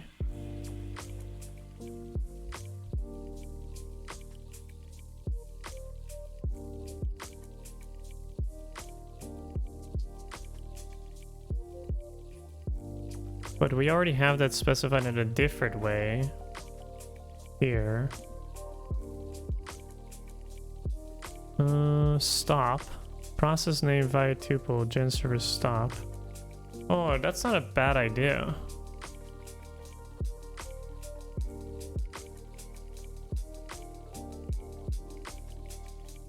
Maybe we should have a stop as well.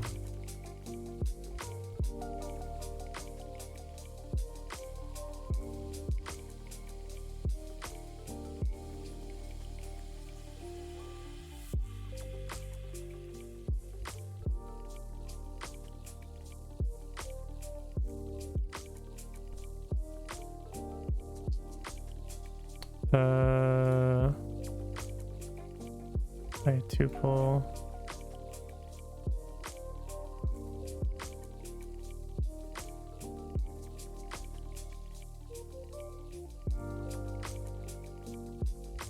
I like the method name that they used here. Proc name. Streamer. And then I like how they did this. At registry, and then the registry for this is called use registry.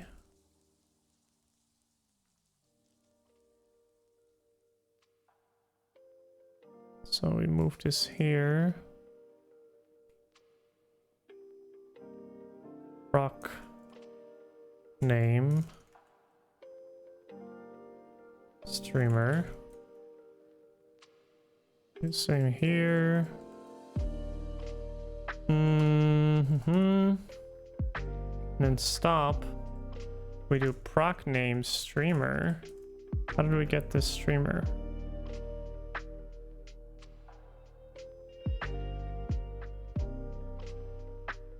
Process name via tuple. Process name. Oh yeah, we need the name of the... In order to stop it, we need this streamer.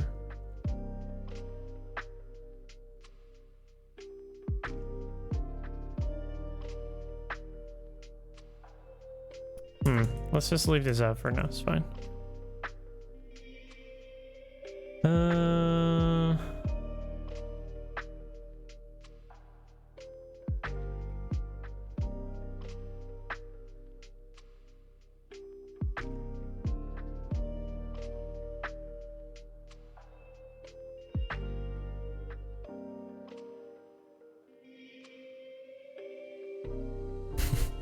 That ugly delete is so bad.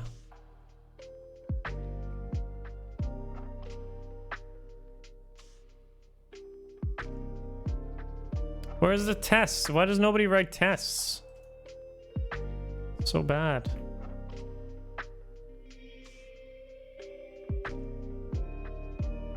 Everybody's like using Elixir for like multiplayer games, it seems.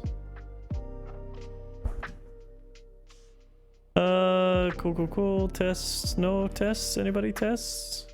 Tests, maybe?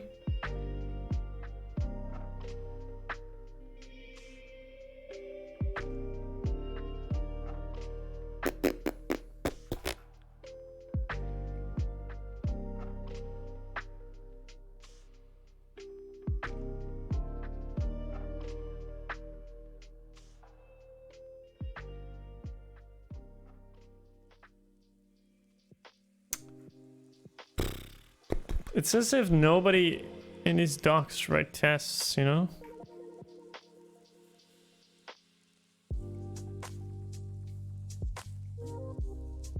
It's like, boys,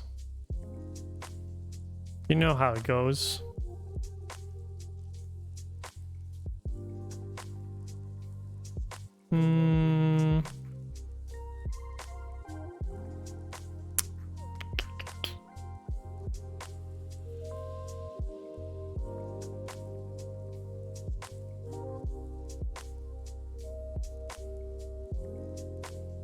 The problem is that the queue is started supervised, but we're running this async. Okay, let's try this. See how this goes.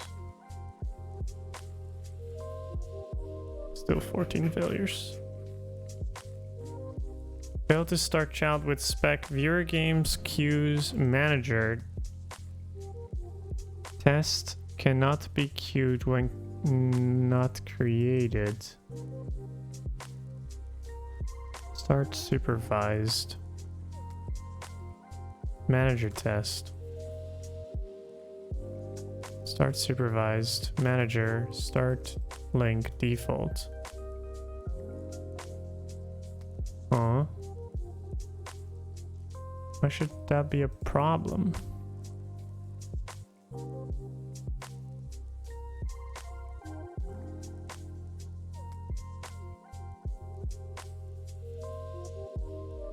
Test dynamic supervisor.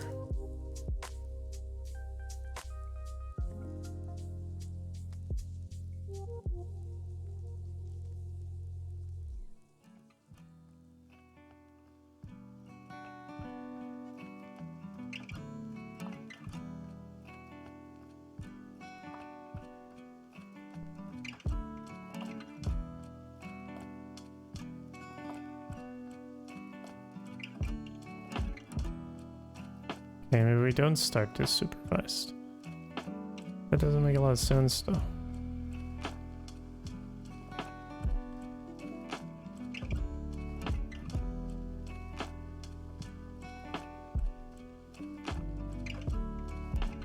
Oh wait, we did change this, huh?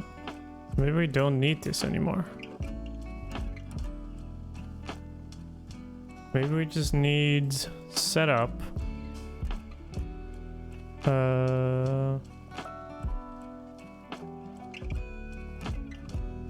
Start supervised dynamic supervisor.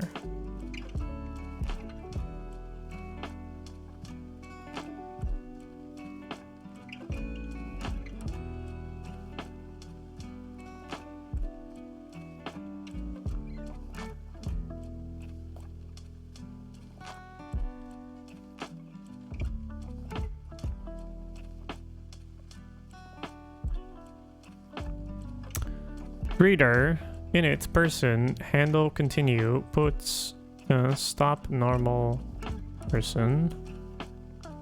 Oh, you can do this too. Interesting. Greeter supervisor, dynamic supervisor, dynamic start link, blah blah blah. That's what we do. Dynamic init, that's what we do. Greet, do dynamics to start child greeter person. You may have noticed that both are give it da da da. Cool. Yep. Process name, string to atom, sure. Oh, this is sure. Cool. If we use the registry module to run our own process name registry, however, we're free to support any type of process name we'd like. This comes with this small efficiency cost, of course. What doesn't? Registry. Creator registry. Creator. Start with the name process name. And that's it. Normally Thoughtbot is always writing tests. Where are the tests?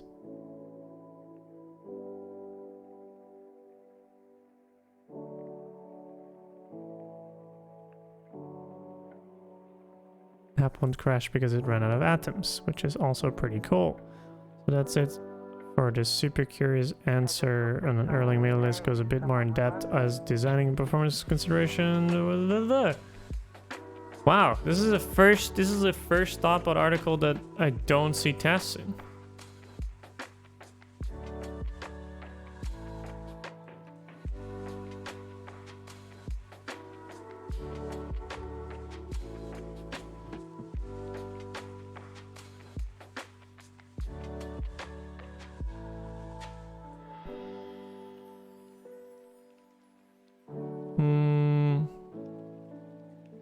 X unit. Start supervised.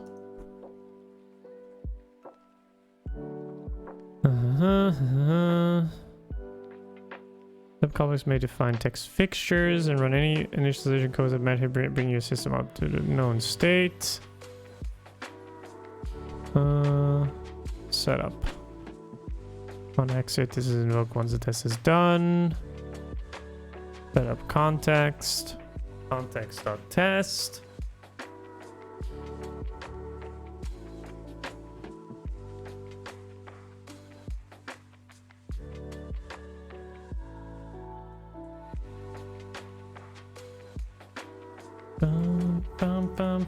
I'm actually curious what this is.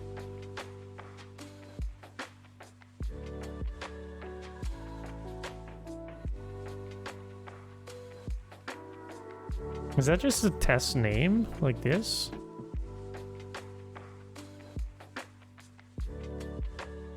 Fuck. Bum ba dum bum bum bum bum bum bum bum. Not implemented for async true case blah blah blah. Oh. IO inspect.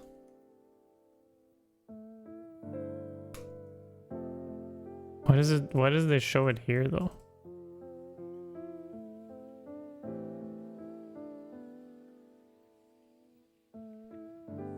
Wow. Destruct. Async true, case this, describe nil, describe line nil, file nil, or like files the file. Path. Module. Registered. Test. Interesting. That's why we're using context.test. Oh, we're using context.test here too. Oopsie. Okay. This is an atom of the test name. Interesting. So we were initializing manager with the name being that thing. But we have a name already. No. Module. Let's see how this goes, huh?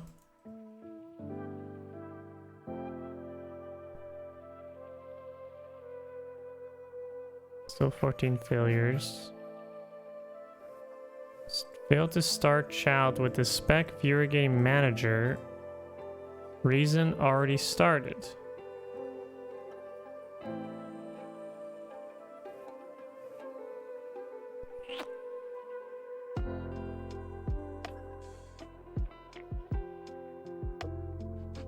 Wait, so what did we change about the manager? We made it as that it doesn't take options anymore. Right.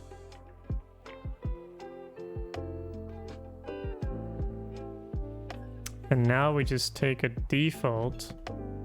What is default?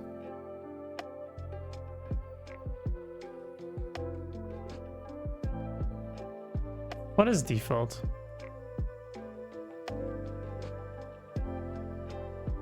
Can we just say options?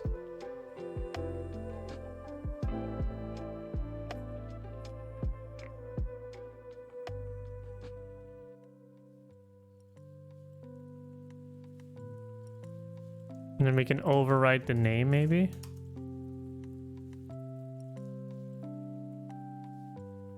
I guess. Just say name. It's by default the module. I don't know if that works, if that syntax is okay. But yeah.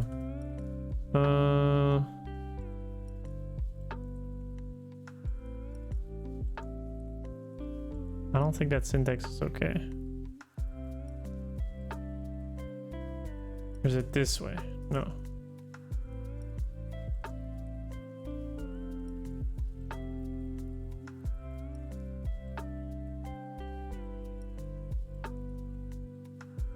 We don't really use the arc, so that's fine. Okay, let's see how well it does now. Okay. Could not start rear games application start. Failed to start child supervisor. Because we're passing it empty array.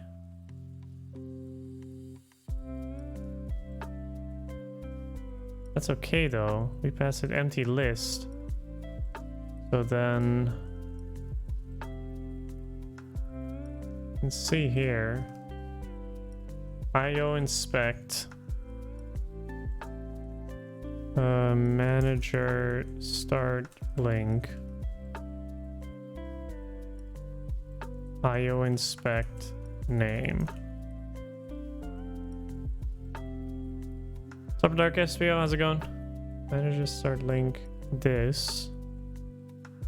Oh, right, yeah.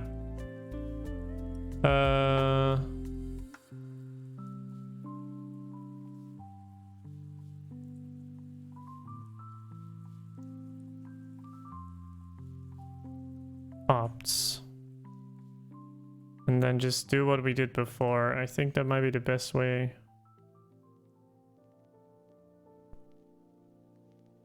So we take out the name. We fall back. I think there's a fallback name. Module. Name. Name. And then even though we're passing something, it should fall back to the name here. Oh, that broke. Options.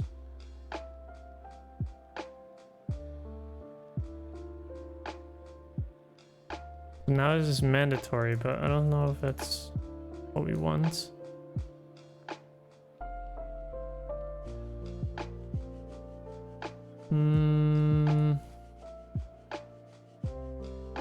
I don't know if a map is also, like a list is also keywords.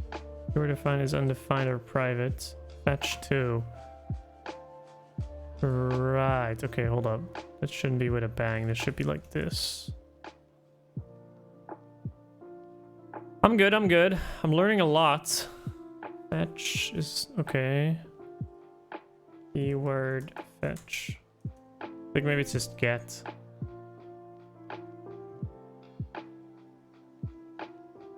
Get fetch.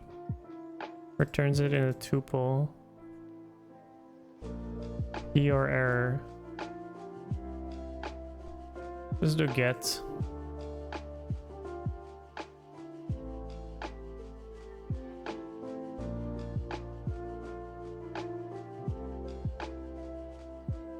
But why would it by default be a list? I don't know. I think this should work. Still 14 errors. Function create queue is undefined. Okay, this makes sense because the functions are wrong. Because they're not with the manager anymore. They're now just with the streamer name. Same for get queue. They're not with the manager anymore. And we get back the manager that we created. Oh, but this is bad.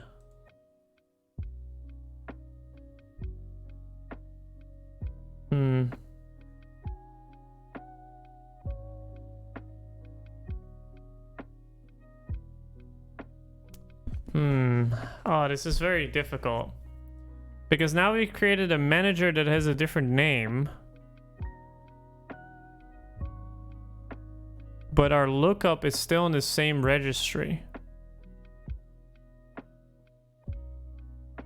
So even though we have different dynamic supervisors, we still have the same registry. Which is why this is so difficult.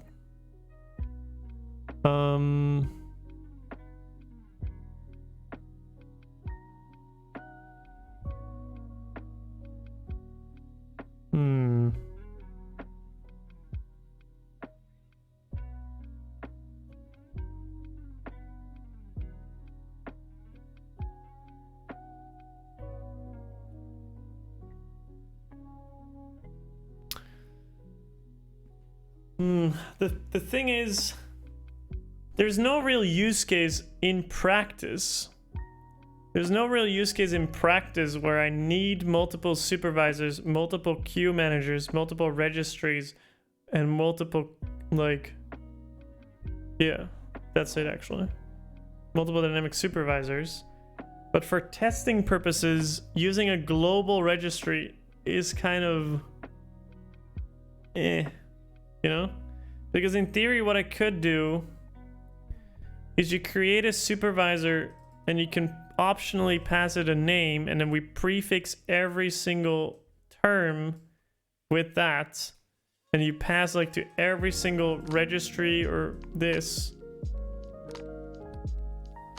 And then if you initialize the manager, you use that term prefix to then, you know, then you can, in your test, you can create a supervisor using the supervisor here.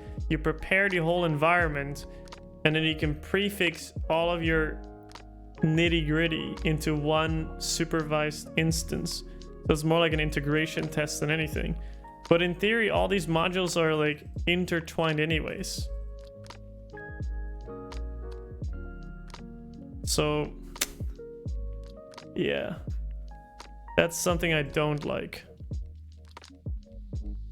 But I also don't know if that's the, you know, the standard. Because maybe that is the standard. Yo, welcome back, Ethan. How's the drive?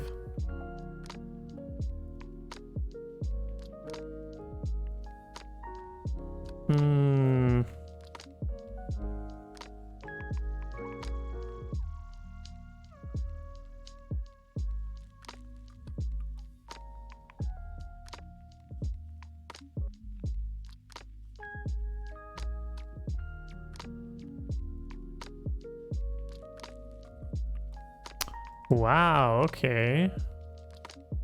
Interesting.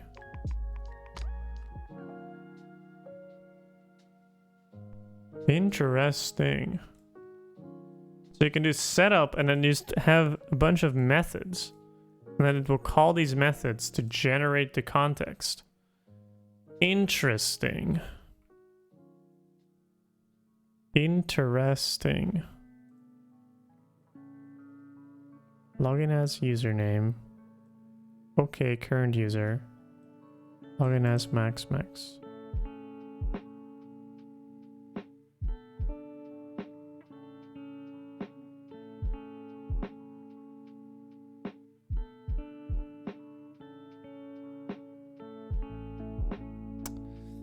This is so interesting. What to do.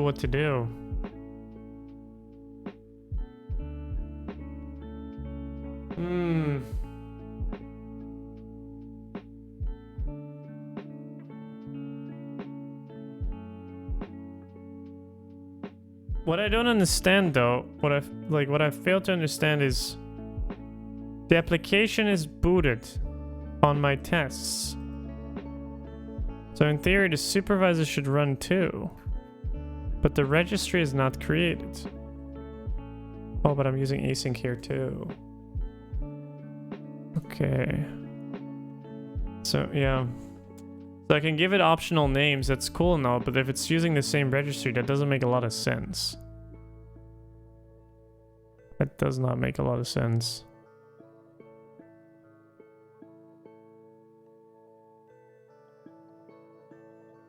Can you clear dynamic supervisors? So like after every test, we can just wipe the dynamic supervisor? I guess you can destroy it. Restart it.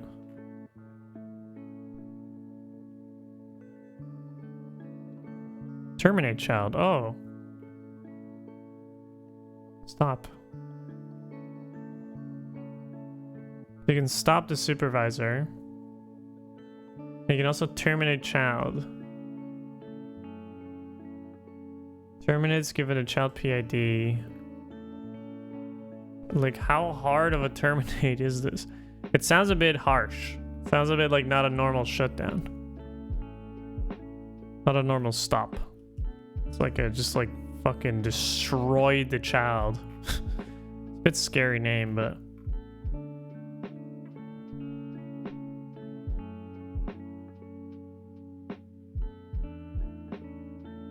which children? Turns a list with information about all children.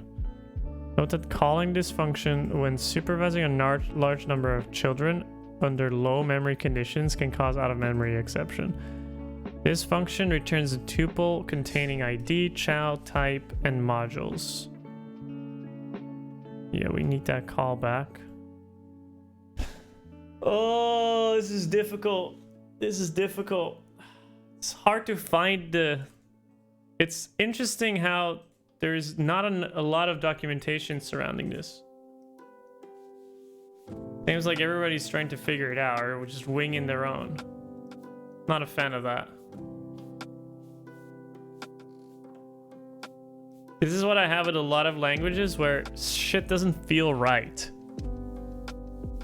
Ended up going to the store and chilling at the beach for a bit, so got time to chill before I head to sleep for work. Wow, nice. Going to the beach at this hour. Nice. I mean, you're like, I'm an hour in the future for you. So when you were leaving, let's see, that was 9. So I guess, yeah, you could still do that.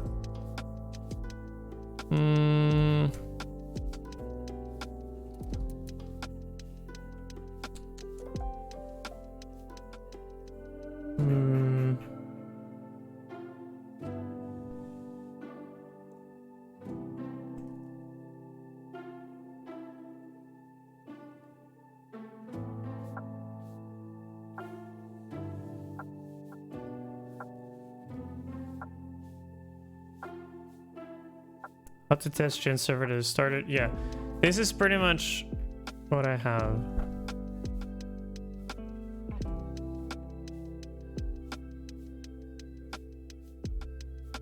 It's a cuddle in Welsh. How do you pronounce that? Crutch. Sounds weird. You have a full GenServer. Function 1, registry key, start link, options validate. Sure. Boot test. Start link starts both a named registry and dynamic supervisor.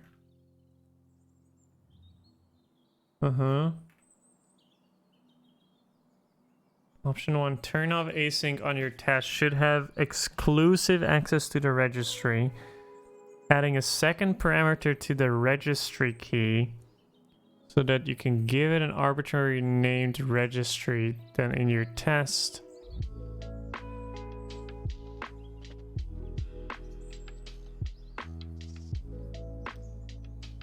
As the registry name into your GenServer. Yeah, this is exactly what I said. You can just pass along some sort of name, and then amongst all of your other stuff, you can just use it. Maybe that's the deal, you know?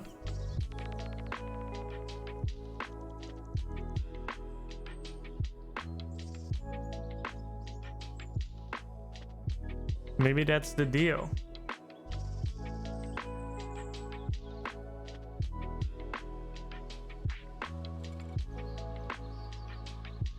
See here, registry. And you just pass on the registry to it. Oh.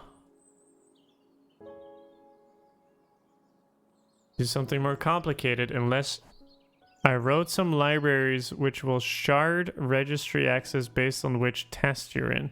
It registers the process as whatever you choose as a normal name. Tuple it with the test PID.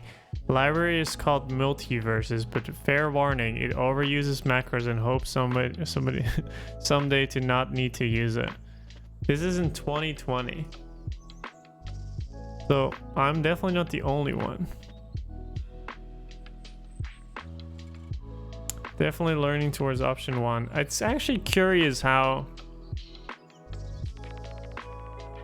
When was registries, like... This was in 2017, so ever since 2017...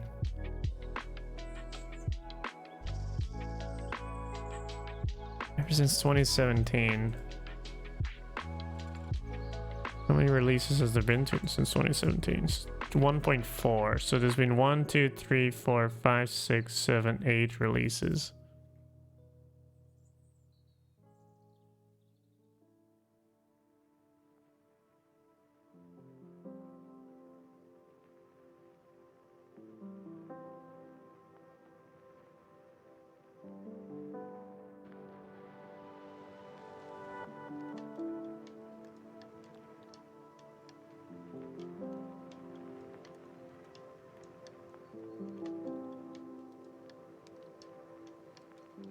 Just hoping I'm missing something.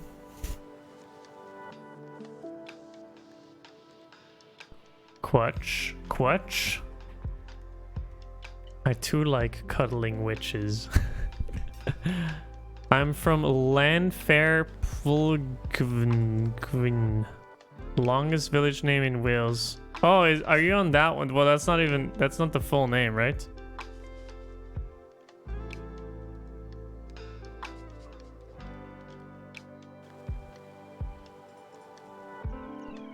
Is that the, or is that not, is it not that long ass city name thing?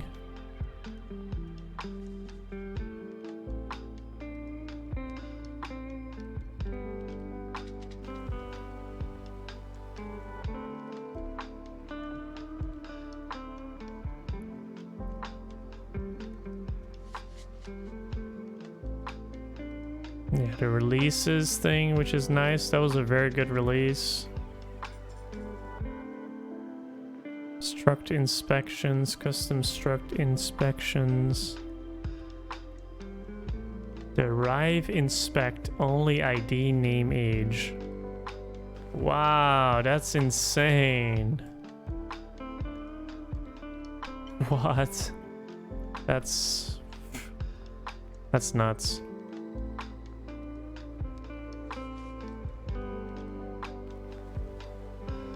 Just strapped a shorter version. Yeah. I've seen the video of like the Weatherman like pronouncing it. It's insane.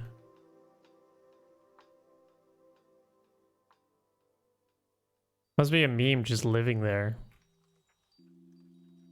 Stack trace.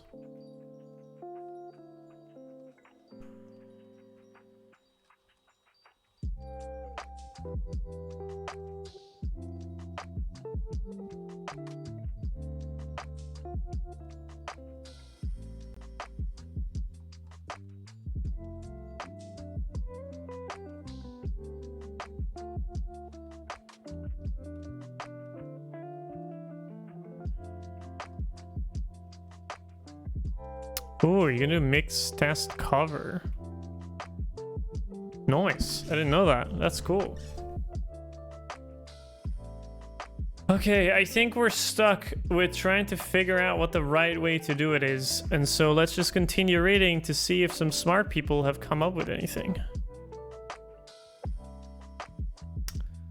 Small nuance, but happy to know that somebody having wrangled with more of this than I have and says that there's really no other way. Default params it is. And yeah, you're right. It's probably me just fighting with other examples that I've seen that don't include the test or don't have tests at all. Me. This is a good point. It's been important to me that at least a simple integration test exists because not one of my concerns is slow test, but I would be worth the trade-off here for some confidence that the entirety of the application is working. 3. I think that's a great idea, unless you're specifically doing an integration test involving the registry. So that was, hold up. I guess I'm sort of wondering about whether I should be exposing an interface to the GenServer to run independently of a registry, even though that's not the original intent. It does allow me to test it in isolation, but it deviates from mirroring its actual use because I'm testing core functionality rather than the integration. This is exactly me. Dude, this guy is me. This person is me. I can't assume gender, but this person is me. Actually me. Exactly the questions I have. It's like you learn to test units, but these units are so coherent together that you're almost like, let's just test at the entry point as in just test it as an integration. And since they're global, but that's like, oh man, that's so weird. In what scenarios is start supervised needed or used? Perhaps in the integration test? Okay, I got an answer for you. If you start supervised, then your process will know that the test is supervisor tree ancestor. I believe this will also let you use mocks ecto allowances / checkout correctly. If you do spam link, you will still get stuff like cleanup after termination, but it will be running as an isolated process that isn't supervised. Not the worst thing in tests, in my opinion. For GenServer, start supervised 1.2 gives you access to allowances checkouts. Module start link does not. For Lambda's task start link gives you allowances. Spawn link does not. The Bane, hey, you got any tips for applying for a front-end developer an internship? Ooh.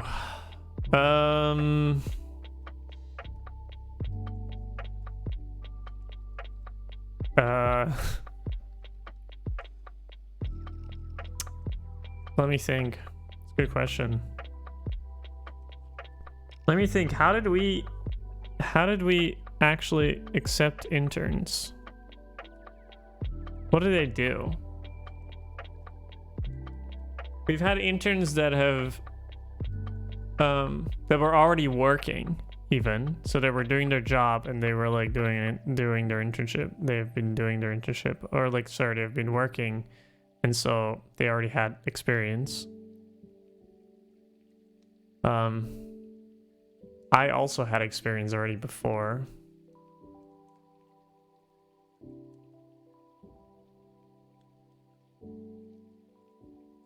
I don't know. Like, write a cover letter, make sure you have some sort of portfolio. I honestly don't know. When I applied for an internship, I just had some like guy that was working there already, and I just, he just got me in, and then we had a chat, and then the person told me like, what do you want to do? And I'm like, what do you want to learn? Like, and he was like, what do you want to learn? And I'm like, well, this is kind of like the direction that I'm going with. He's like, okay, we got that sort of thing going. So I don't know, actually. It's a good question. I would like have would have job applying advice because I've done that, and I've also hired people, and you know, like we've done the whole interview process and stuff. Not the most experienced in it. It's been a while, but man, applying for an internship. I guess the most important thing is that you just sound excited, you know, like you just sound like you're excited to start and to learn. That's the most important thing anyways in IT. Any coding job. But yeah, you will learn the most if you're excited too. You work at a place I could apply at. I don't think we're hiring interns. I don't think we have a spot for interns at the moment. But I don't know. You can check our website.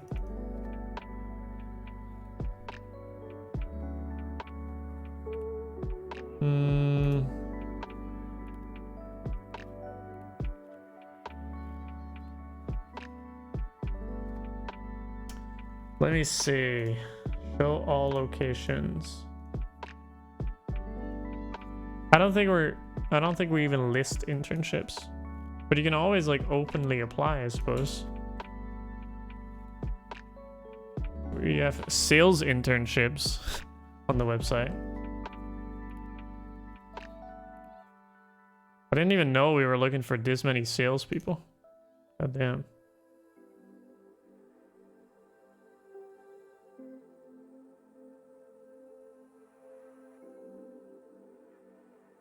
Gotta love myself some front-end development sales internship, yeah. What do you want to do? What do you want in your front-end development internship? 'Cause there's a lot of like things you can do too. Okay. Thank you for investigating and sharing your findings. This is worth capturing in a blog post or cheat sheet of some sorts. So continual search of better patterns. I came across the Horde project, a distributed dynamic supervisor registry.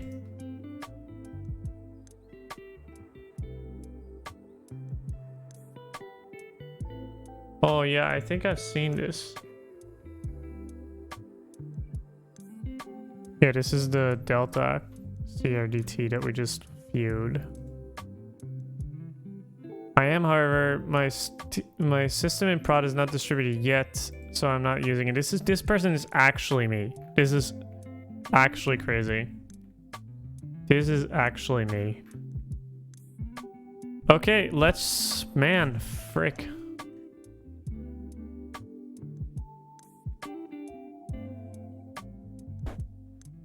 Make an Adobe XD design. Develop a product, so design it and create the front end. A product. Do you want to be working on like SaaS? Or you want to be doing like sort of like WordPress shit? What is it? What is it that you want?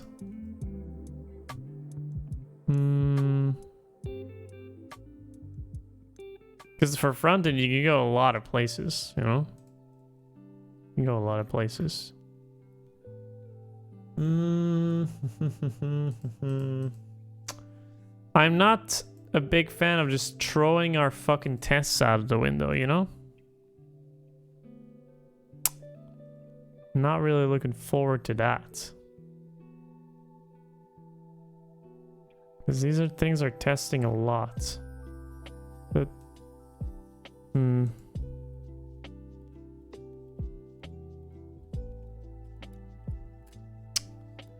I can't believe. Can't believe.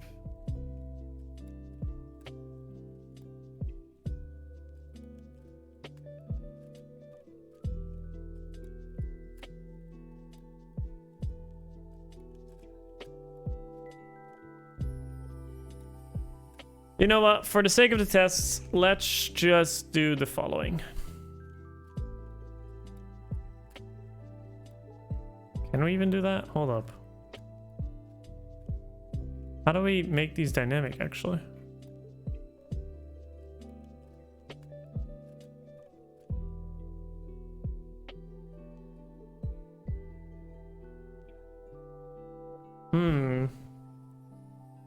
because it doesn't have this stored.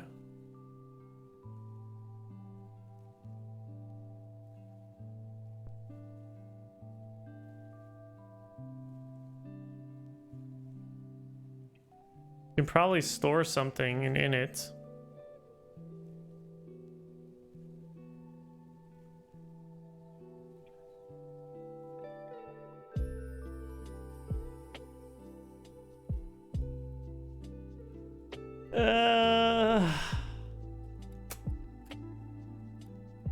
I'm very lost.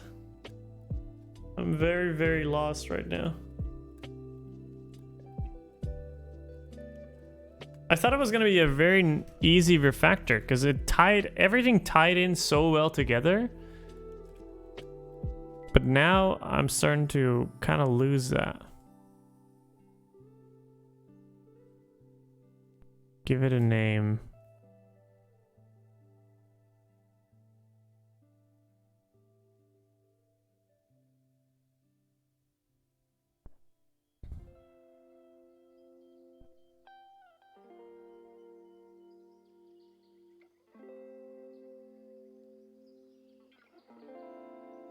This name needs to be dynamic. For this manager, it's almost like we need to do dynamic supervisor. Like the initial value here, it's almost like we need to store whatever initial value we get here.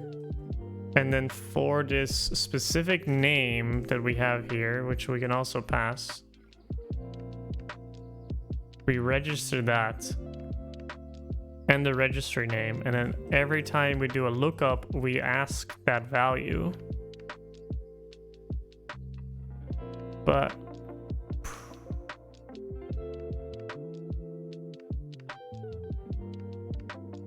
there's also something in the registry docs with ETS. Elixir.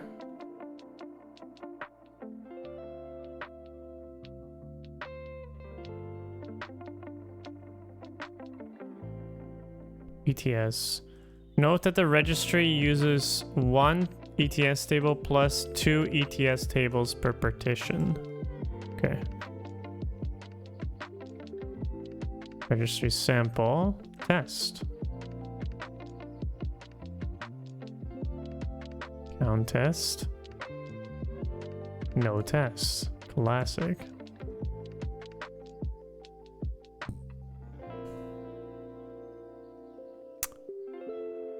Yeah, okay. Nice. Love that. No tests. No tests. Hold up.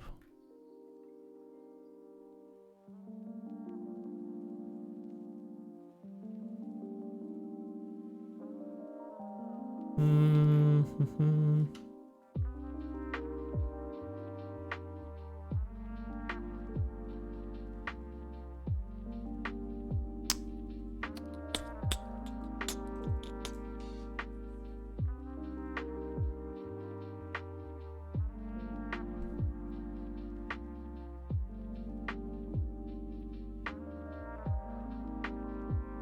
If we boot up the supervisor, we will get a queues manager.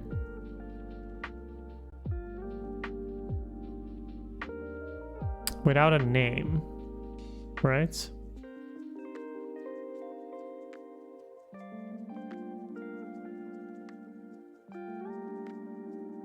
But we already registered with this name here.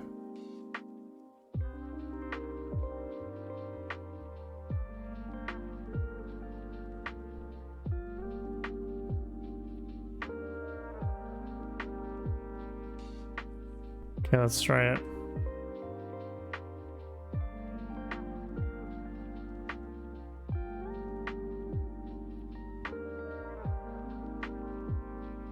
Oh man, but then we have like a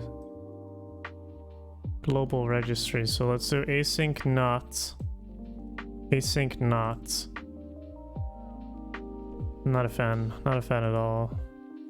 Not a fan at all. Then we start supervisor. We start doing this supervisor.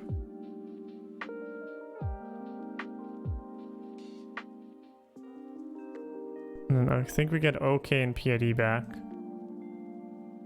And then the manager is... How do we get process.pid?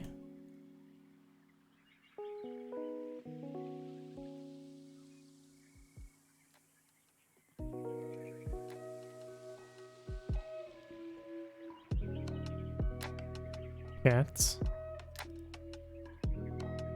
all key value pairs in the process dictionary. Not what I'm looking for.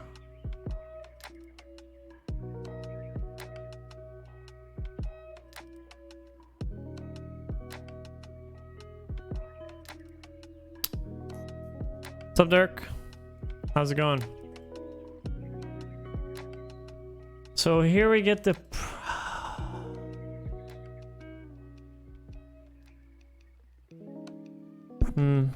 Maybe it's fine.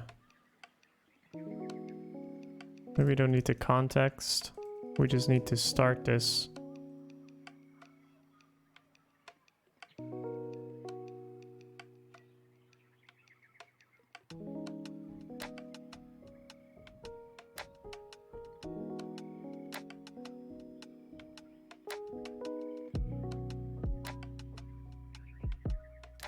See if this does anything.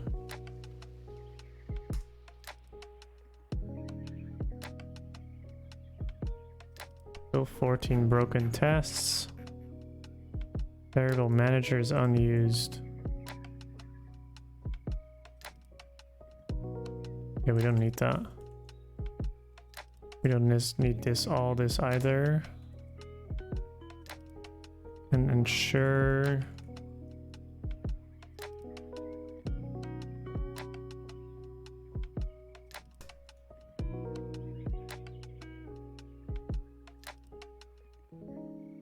Okay, let's try this again. Working all day, pretty tired, so trying to chill to the max. Ooh, this is wrong.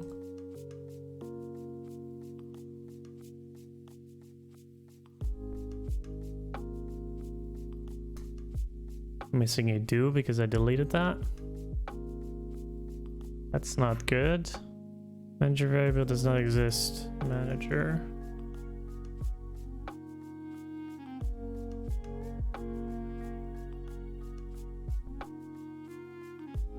Where is that used?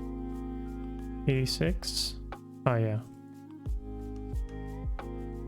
Still missing these.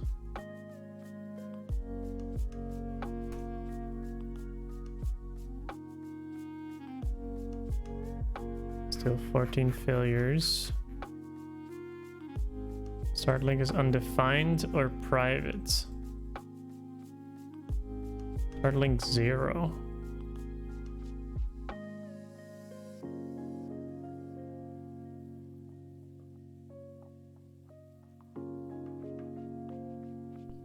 Streamer. Yeah, we need a streamer now. Wait, but why is it only failing 14? We were failing way more before. Interesting.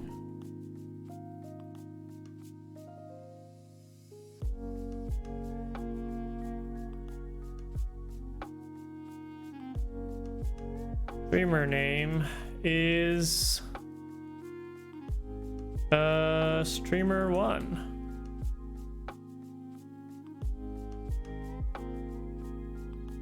We start a queue supervised, but I don't think that will work.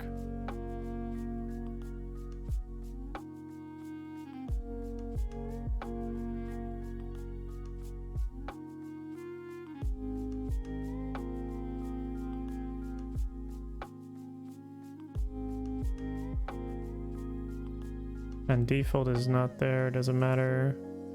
Rock name.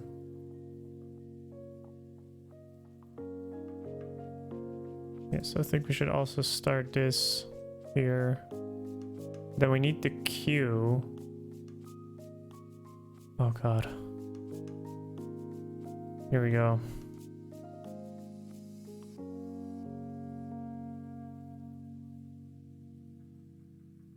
And then we do supervisor.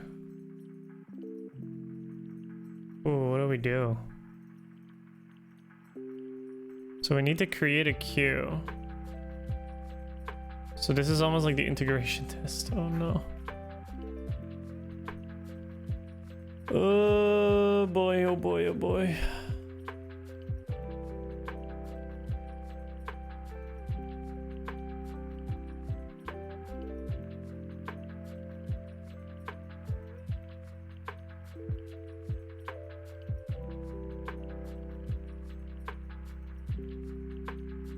Here, I'm almost inclined that I need to do a manager and then manager.create queue or a streamer name, and then I get back okay queue, and then this queue is what we're going to be passing on to every single test. And then it almost becomes an integration test.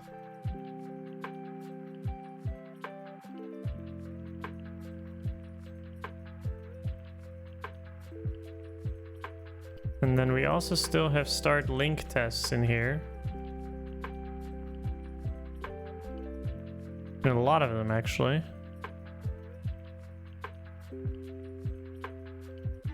So here we have one queue. And so now they're not queues that are individually created.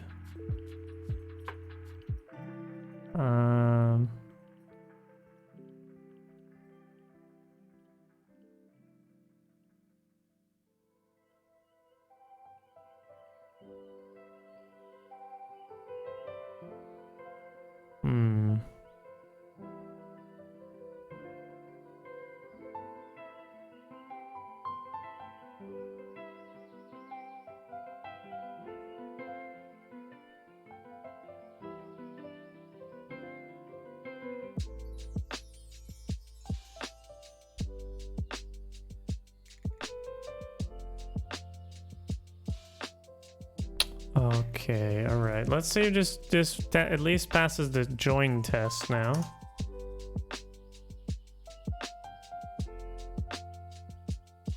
Are invalid. Failed to start child with spec supervisor. Failed to start child queues manager. Already started. Oh god. Oof.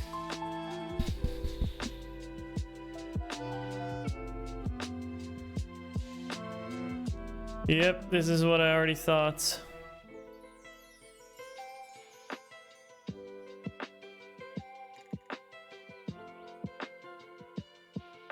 Man, oh man.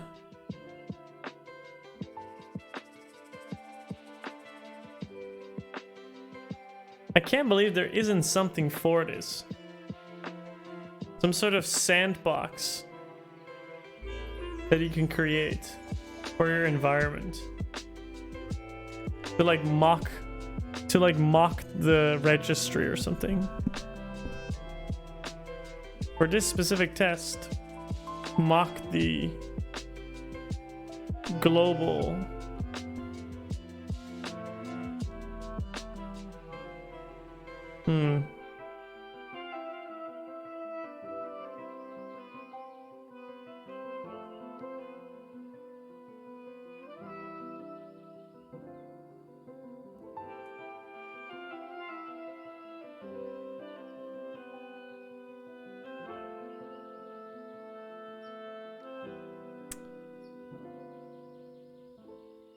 Sorry, chat. I'm just thinking how to solve this.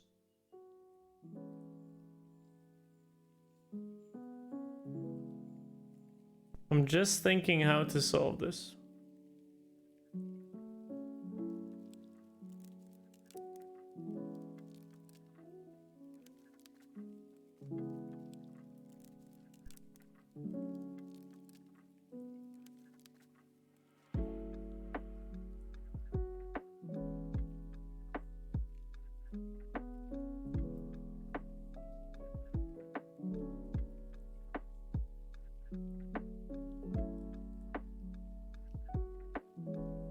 Like, we can write our tests in a more integration test manner.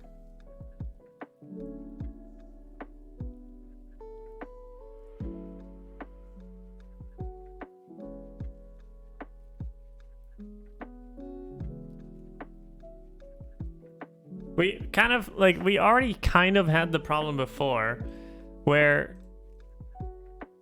our manager was using DynamicSupervisor, which itself didn't really register anything, like, that just existed.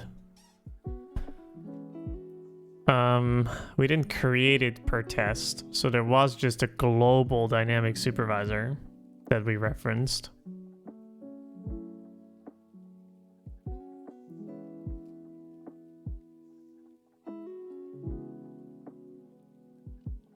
Is the registry referencing? Wait, shouldn't this be like this? Create the registry first.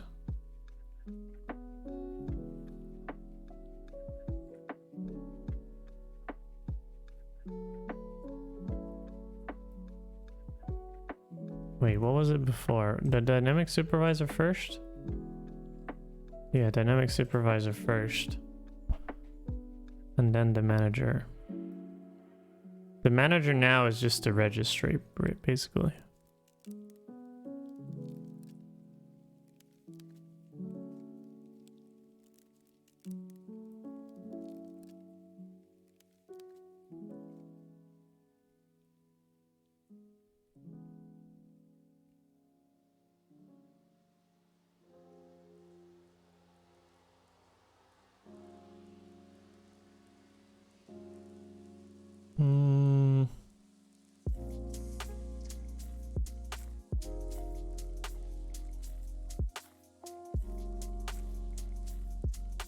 It also makes it a lot harder because our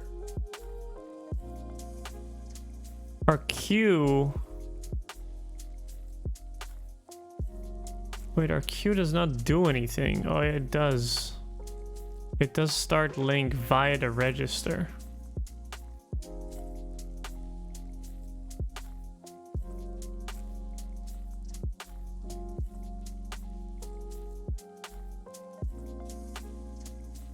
I mean, we can do this again.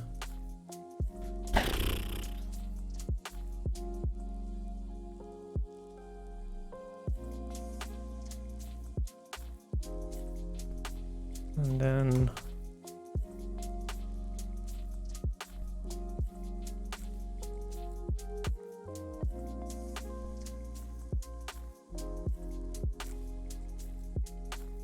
at least we can test it in isolation.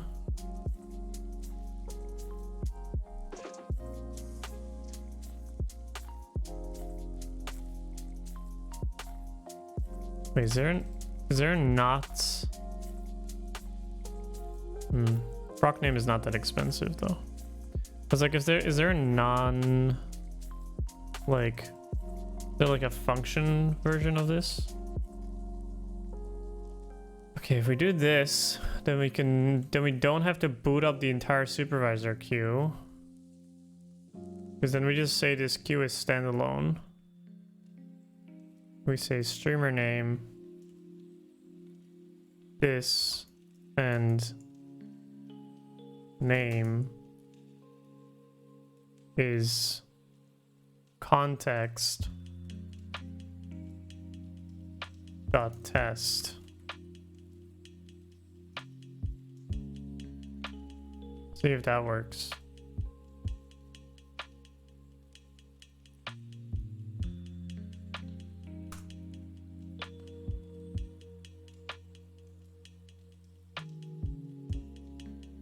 Expected.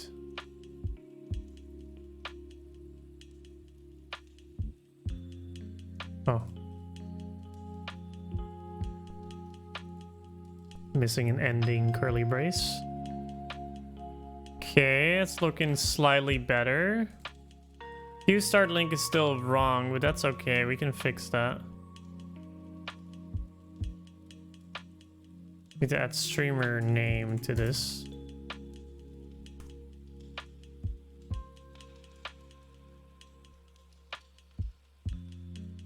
Oh.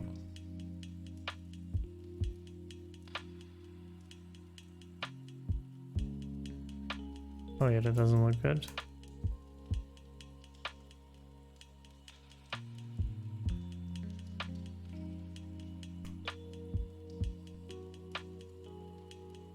Oh. Not a fan of that though. But it works.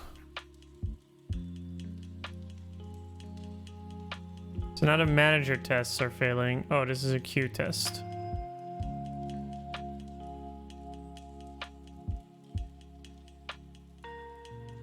Got to start. Unknown registry, queues registry. Wait, where's that?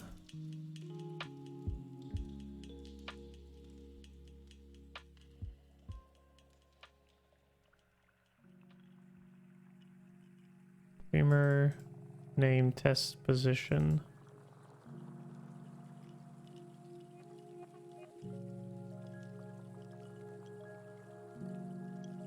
I'm downloading FIFA Pinata and I'm so excited to play it. I've been working my ass off last week on this VR game for school. Wait, are these in any way related?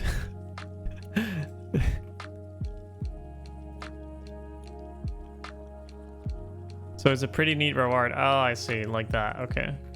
Yeah. FIFA Pinata, man. That's an old school game. Good choice.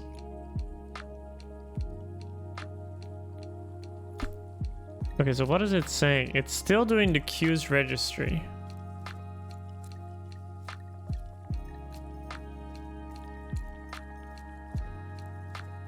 And for some reason, it still started with that. Oh, yeah, the link stuff. Yeah, so let's say we first generate start link with 0.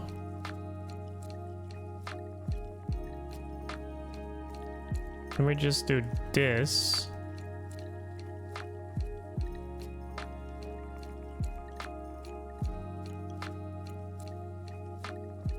It's a bit cheating, not gonna lie. But if you pass it a streamer...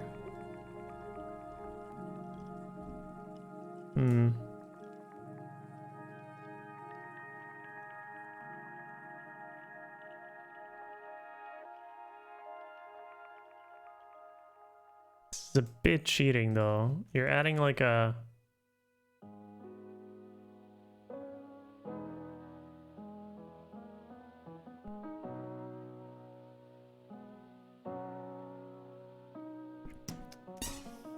Ooh, how am I gonna differentiate this? Because I'm almost inclined to just ask for the name.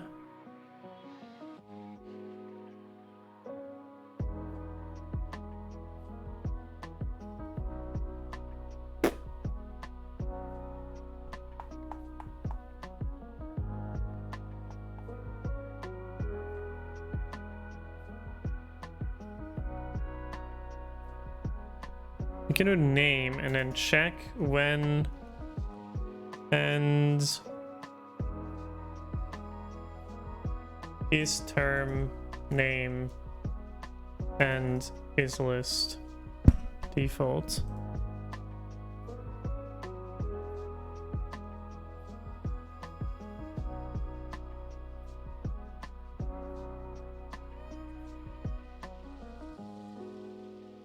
I don't know if this is a thing. I don't know if end also works.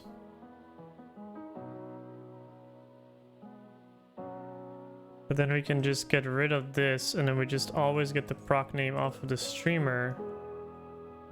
But if we're passing name as like the first argument, then use that. That's a very confusing API though. That's very scary.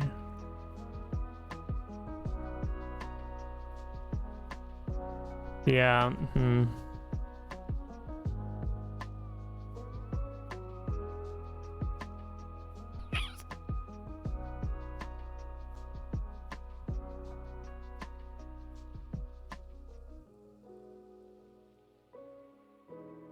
shouldn't be conflicting with the API. Like the API is start link with the streamer name, and then it will create a queue process for you for that streamer linked to the registry.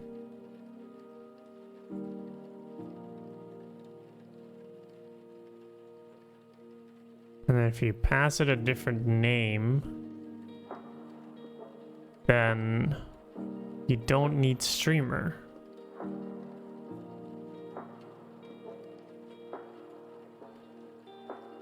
So maybe the queue shouldn't know about this. But if that's the case, then our manager needs to know about it.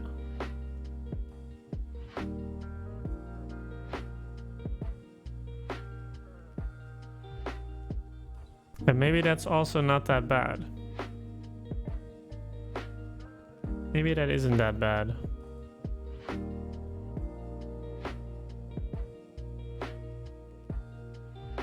You know what, let's go with that approach. You're passing in start link and options. And then we just take out the streamer.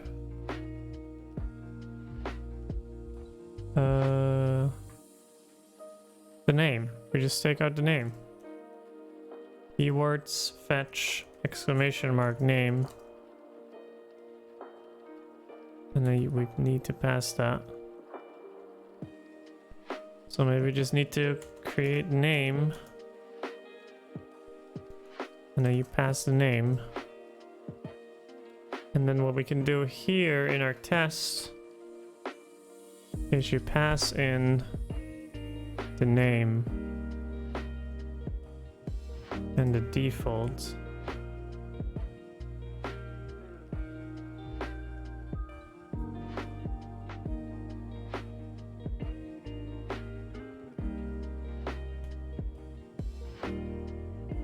We need to pass it the name.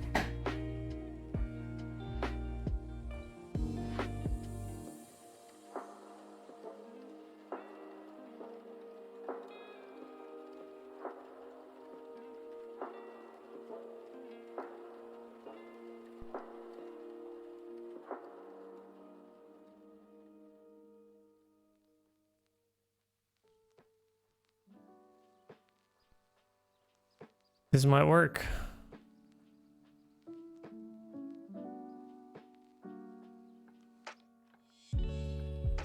This might just work.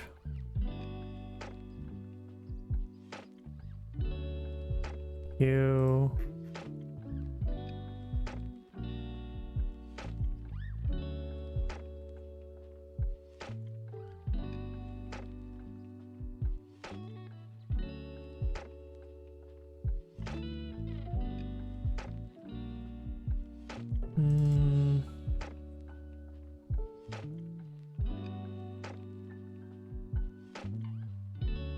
link context. See if this just works.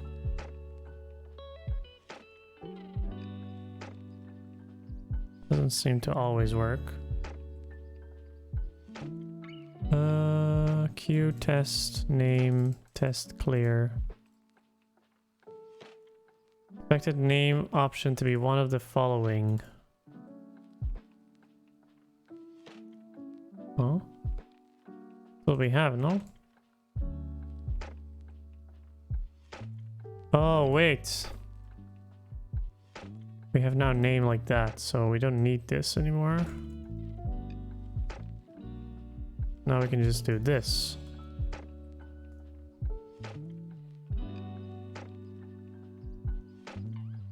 Okay, still not 100%.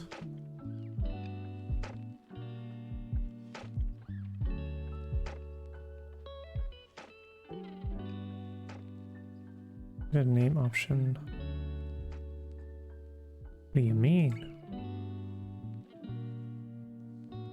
Name option to be one of the following. Oh, I thought this was arguments.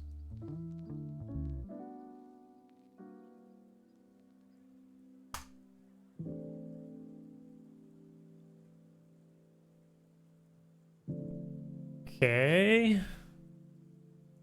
No match for the right head's value. Already started. In OK, Q, start link, context test.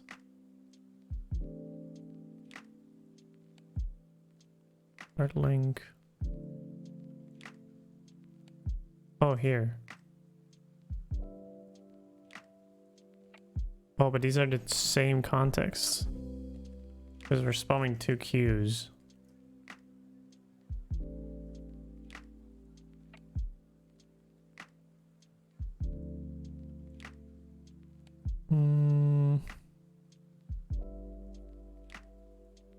No match with the right height value. 35. Test. Let's see what context that test is.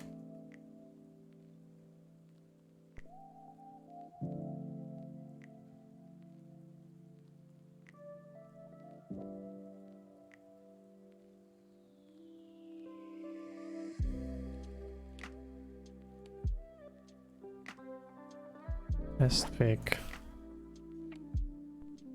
Okay. Start link. Queue test. Test pick. Already started.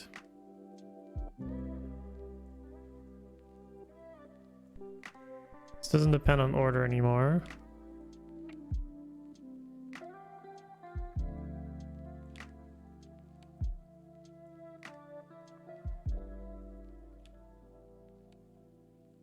Q test, test. Start link, clear, already started. There is only one though. Maybe it's because of this.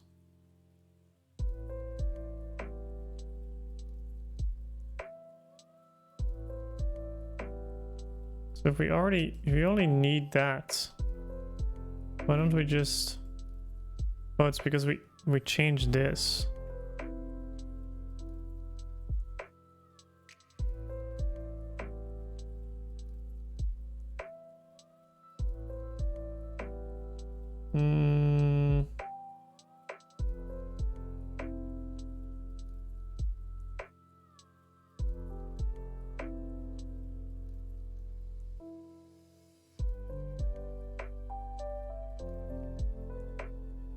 X units.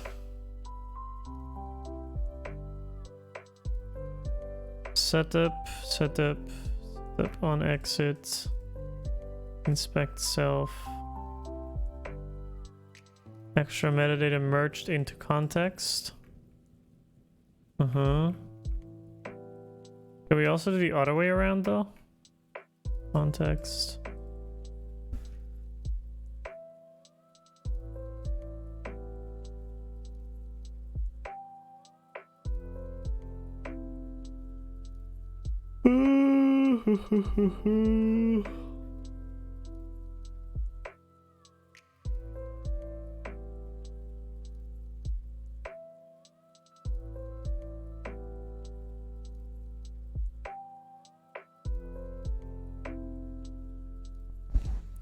Man, this is difficult. Man. So if I do context, it automatically runs this.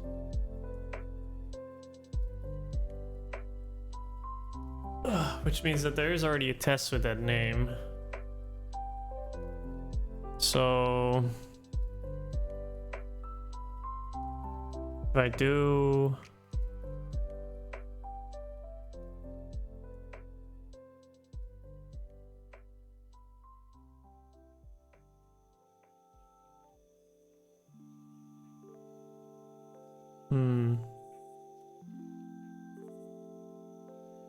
generate temporary atom. Well, for tests.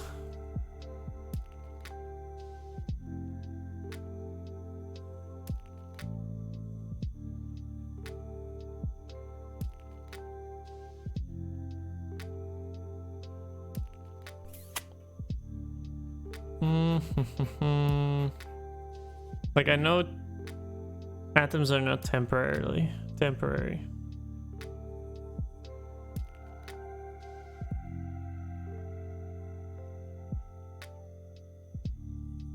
Man.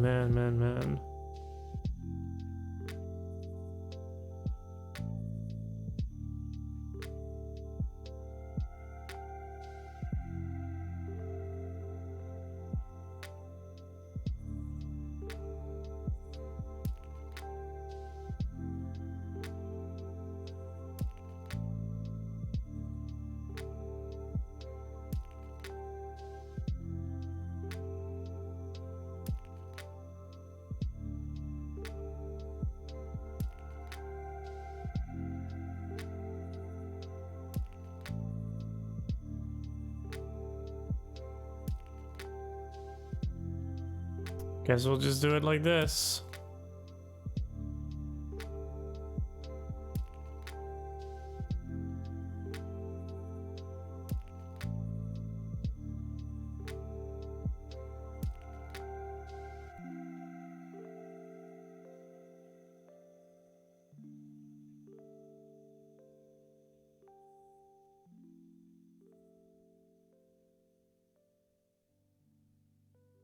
For lack of a better like way to do it.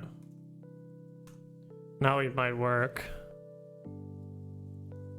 Oh, context is not used. Variable context.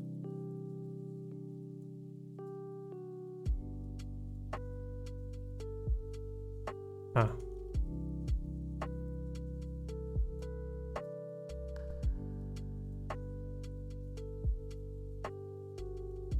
Okay, 1 failure, 7 invalid. Queue test. No function matching clause. Streamer name. Assert child spec. Yeah, we changed that.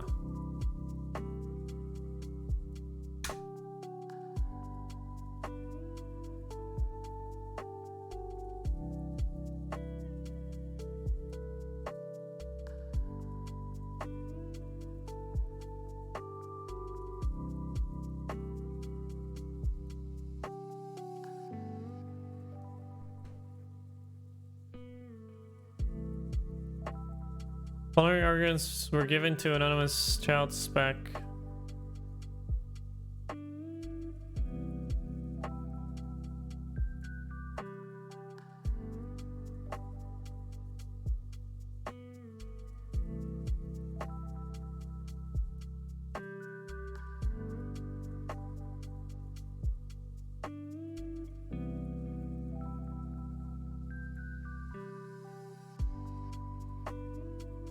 I don't know what it was before.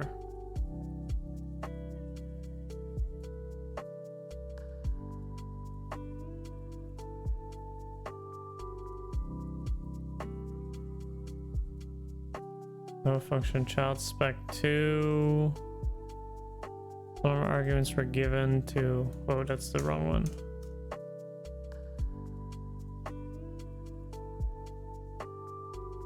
Spec 1 is undefined or private. Mean child spec 2, which is getting 2. Try the same thing. Just empty arguments.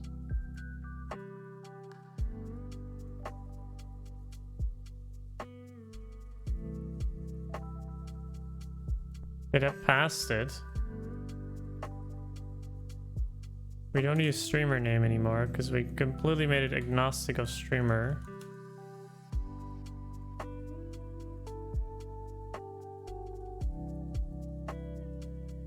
But we use queue context, so we started with the context of the name and then we name it, yeah. Sure.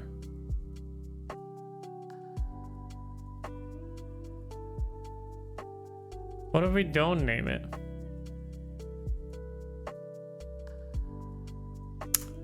How about that? How about we do without the name and with the name?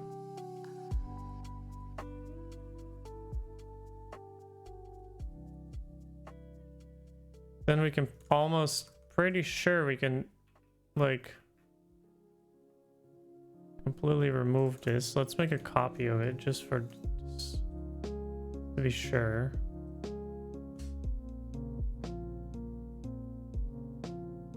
Name is being expanded to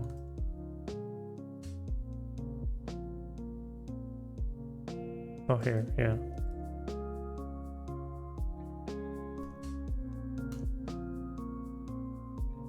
Oh.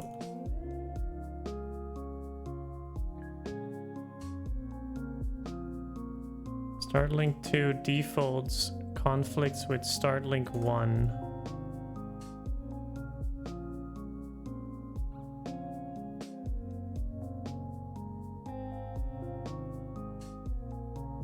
Start link 1.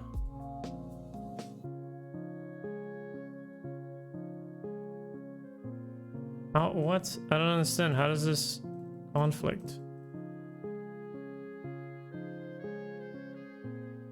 This is 2 arguments. This is 1 argument. What's the problem? Oh, yeah. Okay. Yeah, when you fill in 1, it doesn't know whether to pick. Yeah, when you fill in this, it might like turn into this. Yeah, okay.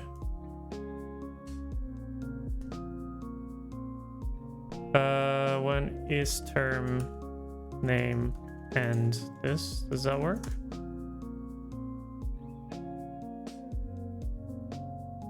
Okay. Cannot invoke local is term inside guard. This does not work.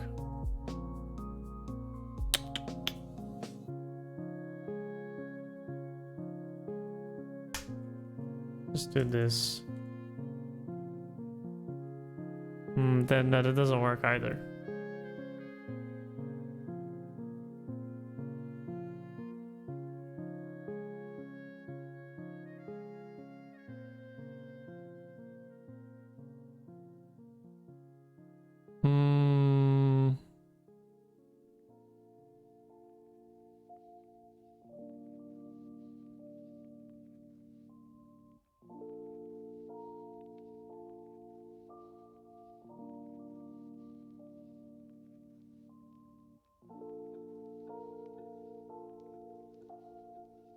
How about go back to this again? It's like we come back to it every time.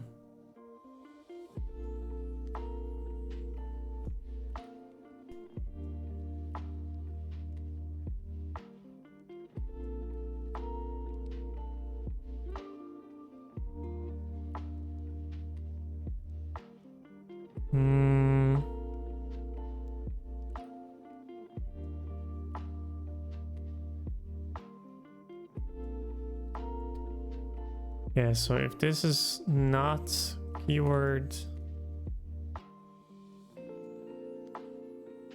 like if you don't pass a name,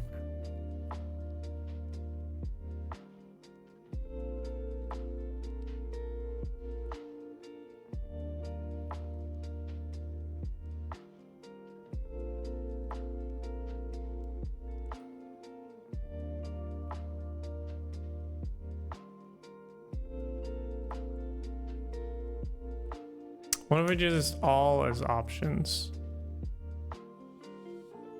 And then we do options get name and options get default. And if you get this, and then if you don't have a name,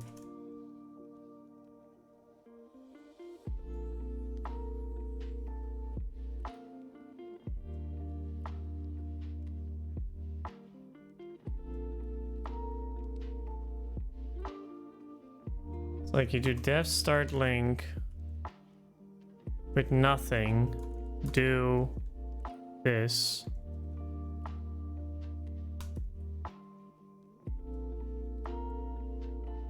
You do it with name.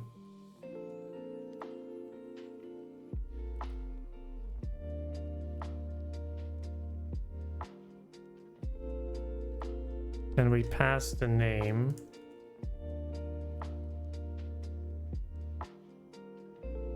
If you do it with default,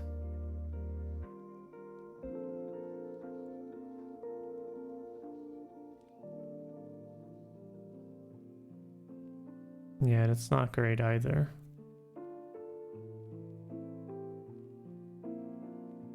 Because it can be dynamic.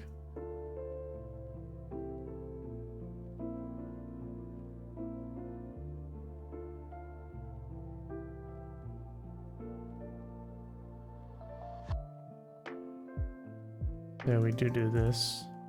Shitty thing is that it is kind of dynamic. So like I need to do a cond name.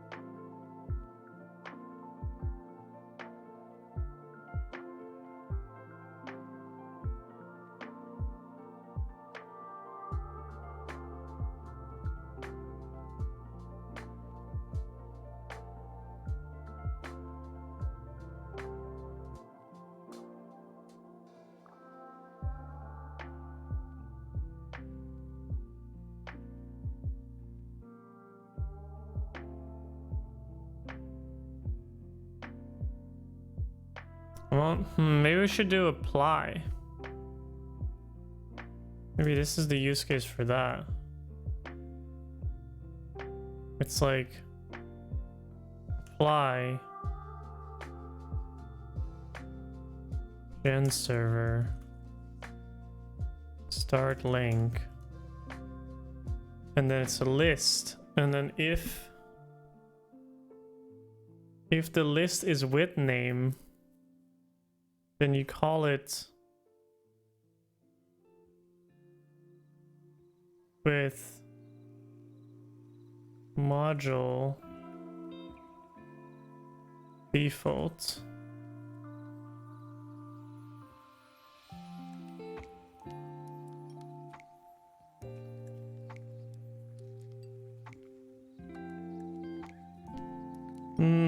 Seems so... Okay, let's just do it the ugly way. Go with that first. I don't even know if this is working. Like, I don't know if this is picked up as truthy or falsy.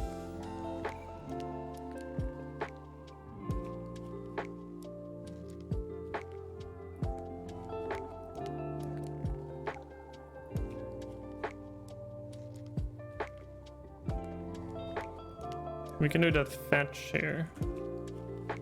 And then name will be error.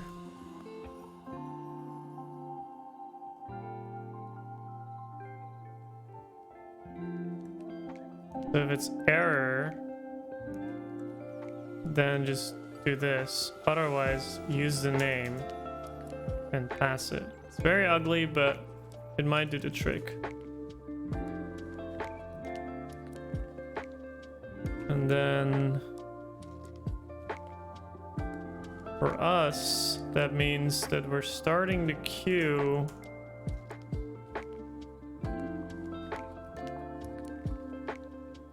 with a name.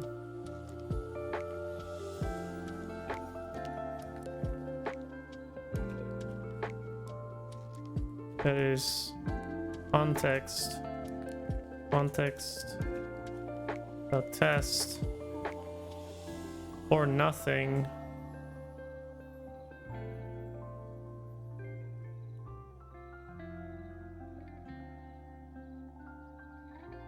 Yeah, I think this would work. And then for the other cases, we do default.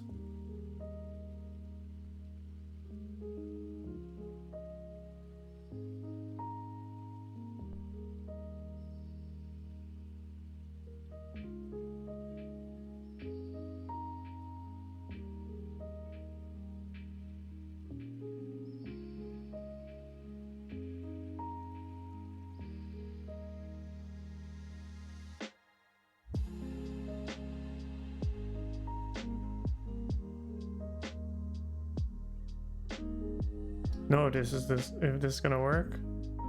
On does not handle cases over because it's not a macro. What?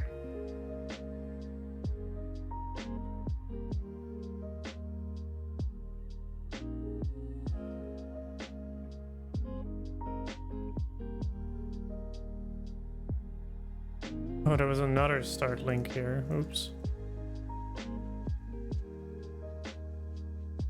Proc name is unused. Yes. True. Because we now want the manager to do this.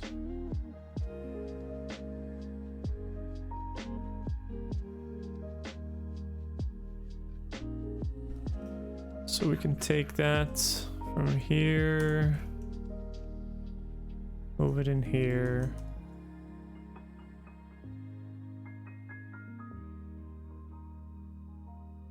Create the queue with name,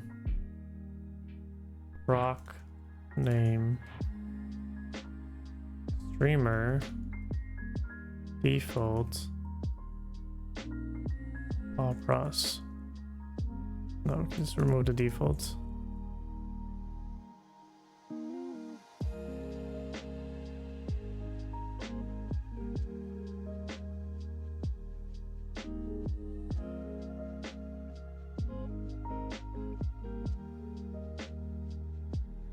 Okay, now we're in the manager territory.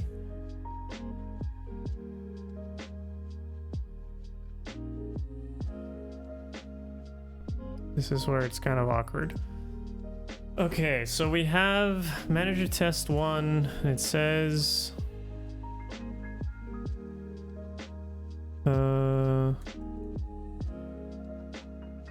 failing setup. All tests have been invalidated. What?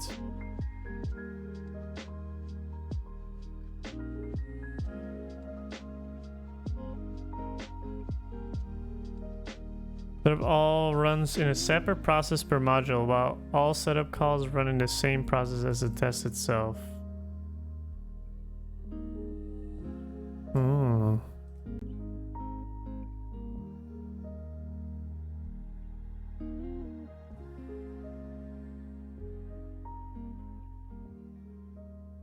Well, to start processor because it's already started. Yeah.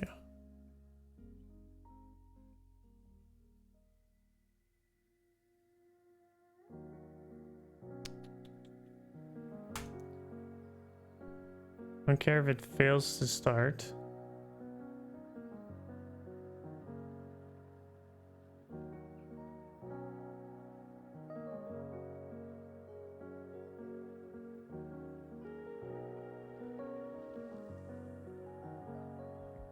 I'm not liking this at all.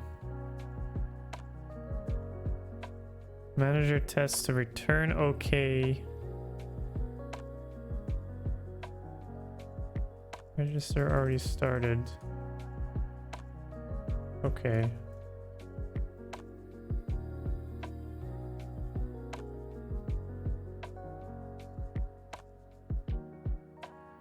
Manager create queue. Expected name option to be the following. Oops.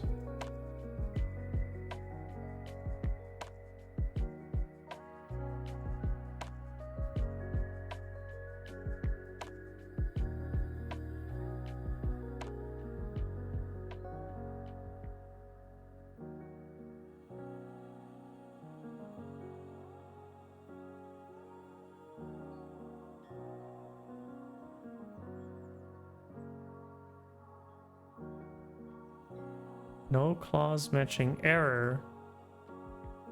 Argument error. Message. Expected name to be one of the following. What is name?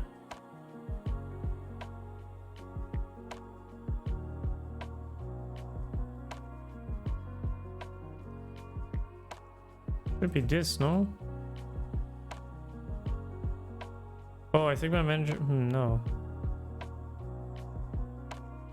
Good night, Dirk. Thanks so much for hanging out. Should be going to bed too, but. Create queue, proc name.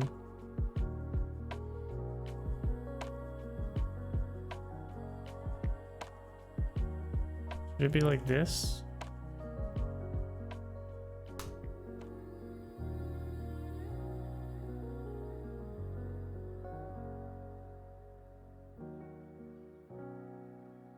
Via module term got okay via registry. Promise. Oh, this code. The rest of the code was such a blessing. Like it really was. And now it's just pure sadness. Really is. Okay. Why did I get okay? Oh, wait. In here.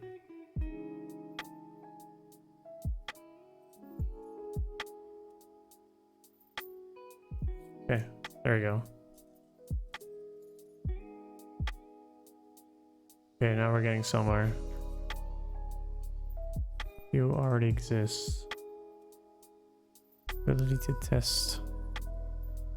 Create a queue for a streamer. Yeah, because we're using the same registry. So this test is now running synchronously. This test first, then this test, then this test, and the queue is full every time. So if we say... if we return something like streamer, and then we randomize the streamer name based on the test.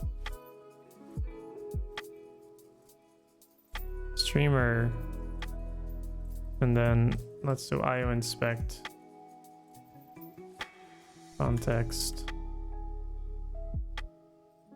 Now it's gonna get merged. Oh, something before streamer. What's the problem? Index error before streamer.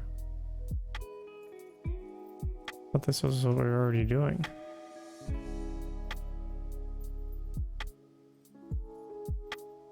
Oh.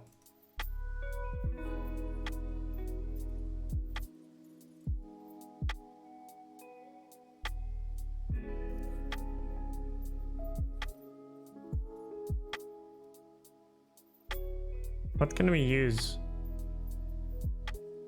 Maybe this?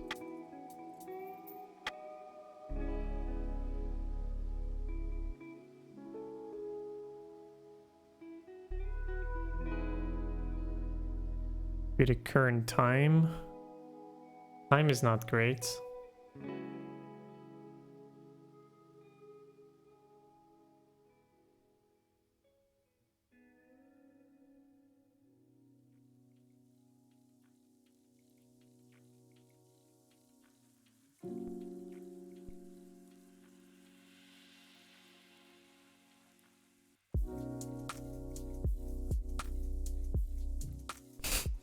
Oh, nasty.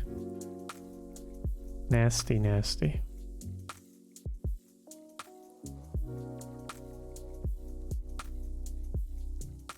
Okay.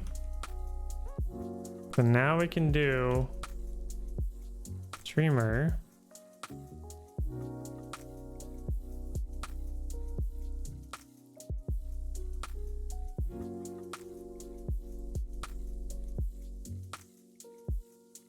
In every single test. Okay.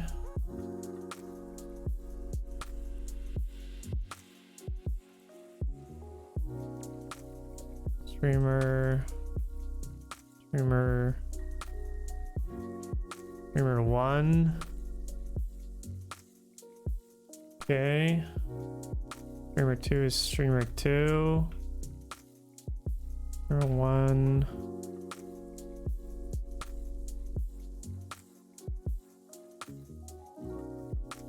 Hope for the best that this works. This is not great though. So Dieter. Okay. A lot of the tests are passing. Destroy queue. GenServer stop. Okay. No match for right height value. Okay.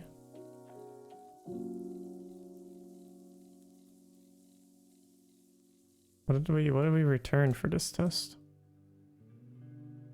Create queue, destroy. Okay, destroyed queue. Get the PID back. And then other cases where you're destroying something that doesn't exist. Queue not found. Okay.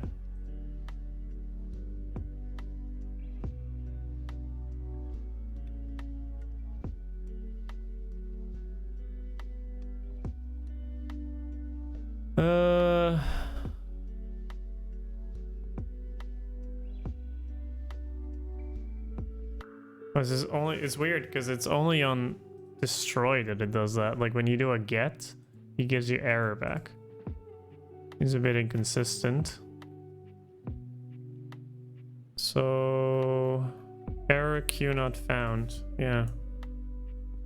Wait, but that's for get queue. Oh yeah, on destroy. Yeah. Okay. Oops. And otherwise it's okay. This.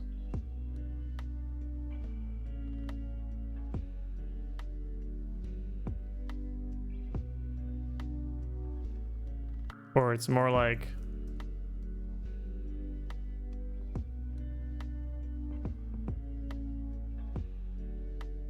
even though I don't know if it's okay, like GenServer stop could not work for some reason.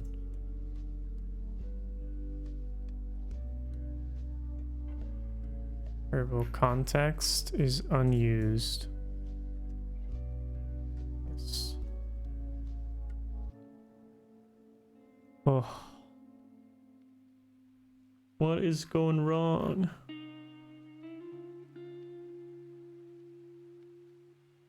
Asserted that manager queue equals error.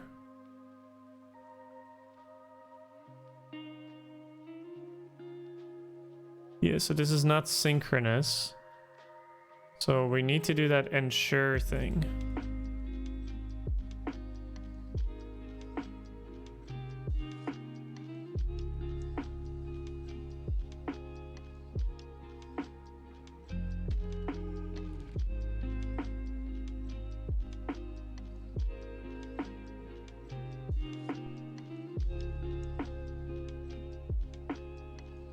You already exists, yeah.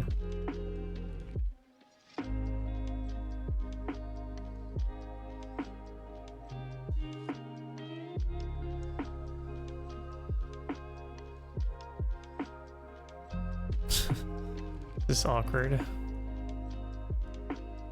Bogus.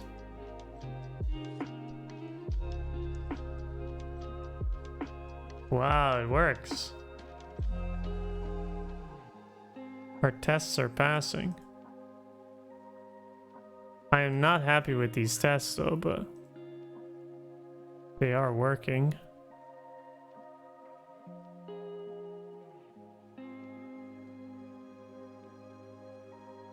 It is in a separate branch. Adds, rewrite, refactor using registry.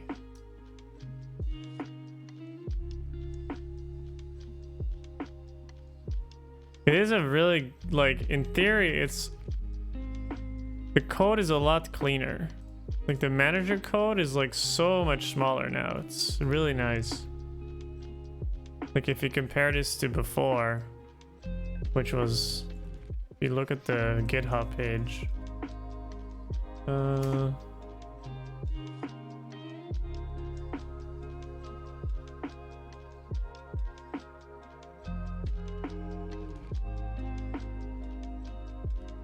how do you compare? Where's the compare button? Oh, it's hidden now. If you look at the manager code, it's like this, all this code is gone. All this nasty code is gone for like destroy queue, create queue, and get queue with like registry calls and dynamic supervisor calls. The only problem is that before it was like only in this module, and now this module is both a dynamic supervisor and it's making calls to a global registry, which is problematic in a sense.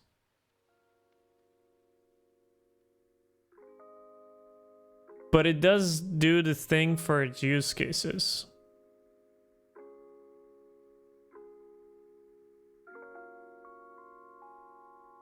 I'm still not 100% sure about it, but rewrite manager to use registry with dynamic supervisor. Mix formats. I should have run format before. Yep.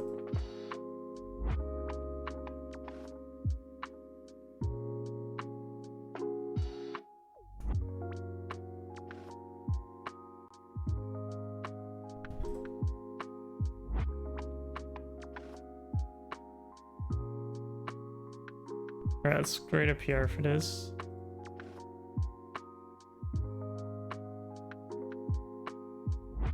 And then let's create a PR for refactor using registry.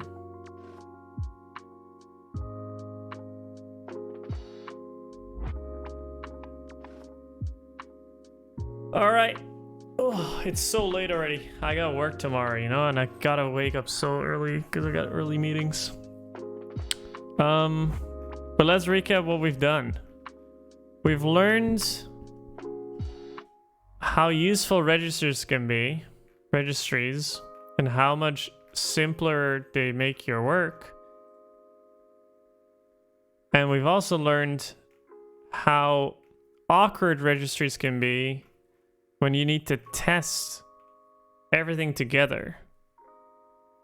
And so, to me, it almost feels like you need to decide before you start writing your code, which abstractions you're going to use, because you cannot really write unit tests almost because of how this all integrates together. Like if we went with the approach that a queue would have a start link which sets its own name, like we've seen in the example, which creates very clean code, but the tests are just a fucking nightmare to write.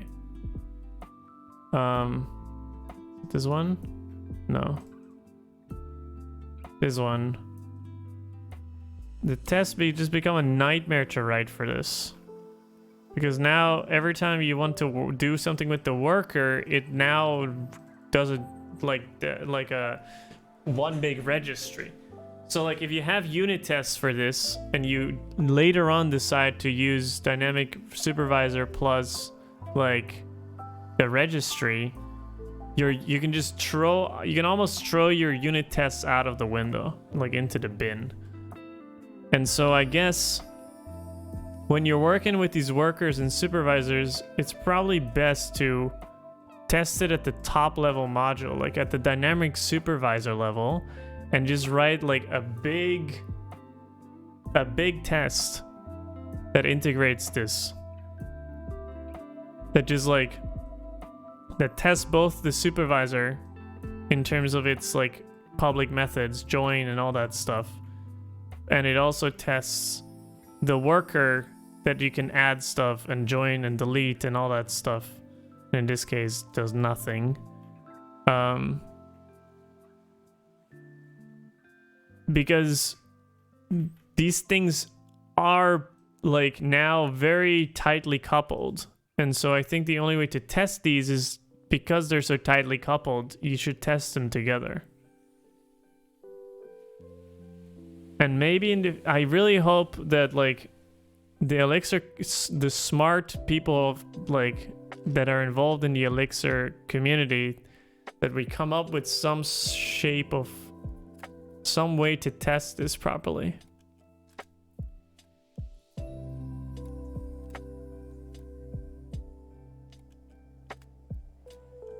And I'm not even sure how, like, what that would look like. But maybe some easier way to dynamically define, or some more straightforward, like, convention that, like, dynamically naming something is very easy to do for these gen servers and dynamic supervisors, and that setting them in the actual supervisor start is like the place where you name these, and that's where the tight coupling comes in. That would be the best, because having these modules know about their dynamic supervisors by name might be a bit strange, because that tightly couples them together in the test too. So as nicely as you can place name here, having three modules like need each other's like name settings, I think that is something that we need. So like on initialize, that like you set something on the module level at runtime. Maybe there is something like that. Maybe there's like class methods, like module methods that you can set at runtime, like the first time when this thing is called. Or maybe integrated with ETS, that like every single supervisor has, because it already has some sort of ETS tables, at least that's what it mentioned. And so like that you can define, just like restart transient here, that you can define like name convention passing or something, that you use like prefixing or something like that, so that in your test you can have the same convention of prefixing, and then in here you just don't pass prefixing, and so you use like global modules. I don't know. That's just my small Elixir brain trying to think of ways to make this more elegantly like testable. But my small Elixir brain is not like good enough yet in order to say like, oh, that's a massive like anti-pattern or something like that. Learn a lot still though. Learn a lot. It's very interesting. We learn about apply, we learn about the message passing of send. Already seen that a little bit in previous Tech Wednesdays. We've actually used the dynamic supervisor module like definition. But yeah, it's been interesting. It's been interesting to see how clean the code can get if you follow the conventions. Not the same could be said about the tests for now. If you're watching the stream, thanks for watching. We do Tech Wednesdays every Wednesday, and yeah, this is where we do like all kinds of tech stuff, whether it's like programming that we do today, whether it's like soldering, whether it's like electrical engineering, whether it's like whatever we can come up with. We do it on Tech Wednesdays. So if you enjoy it, give us a follow, twitch.tv/JustRockCats. And if you want to hang out with us, we do Mondays, we do gaming streams. On Wednesdays, we do the tech streams. If you want to hang out with us or ask any questions, feel free to join the Discord. And if you're watching us on Twitch, feel free to check out my YouTube as well. Coding YouTube. This is where I post pretty much all of the recordings of these tech streams. And if you're watching us on YouTube, then feel free to subscribe or check me out on Twitch live sometime. Just let me know what you think. But yeah, thanks for hanging out. It's been quite a journey. It's been quite a learning experience, but pretty good so far. Yeah, thanks everyone. Bye-bye.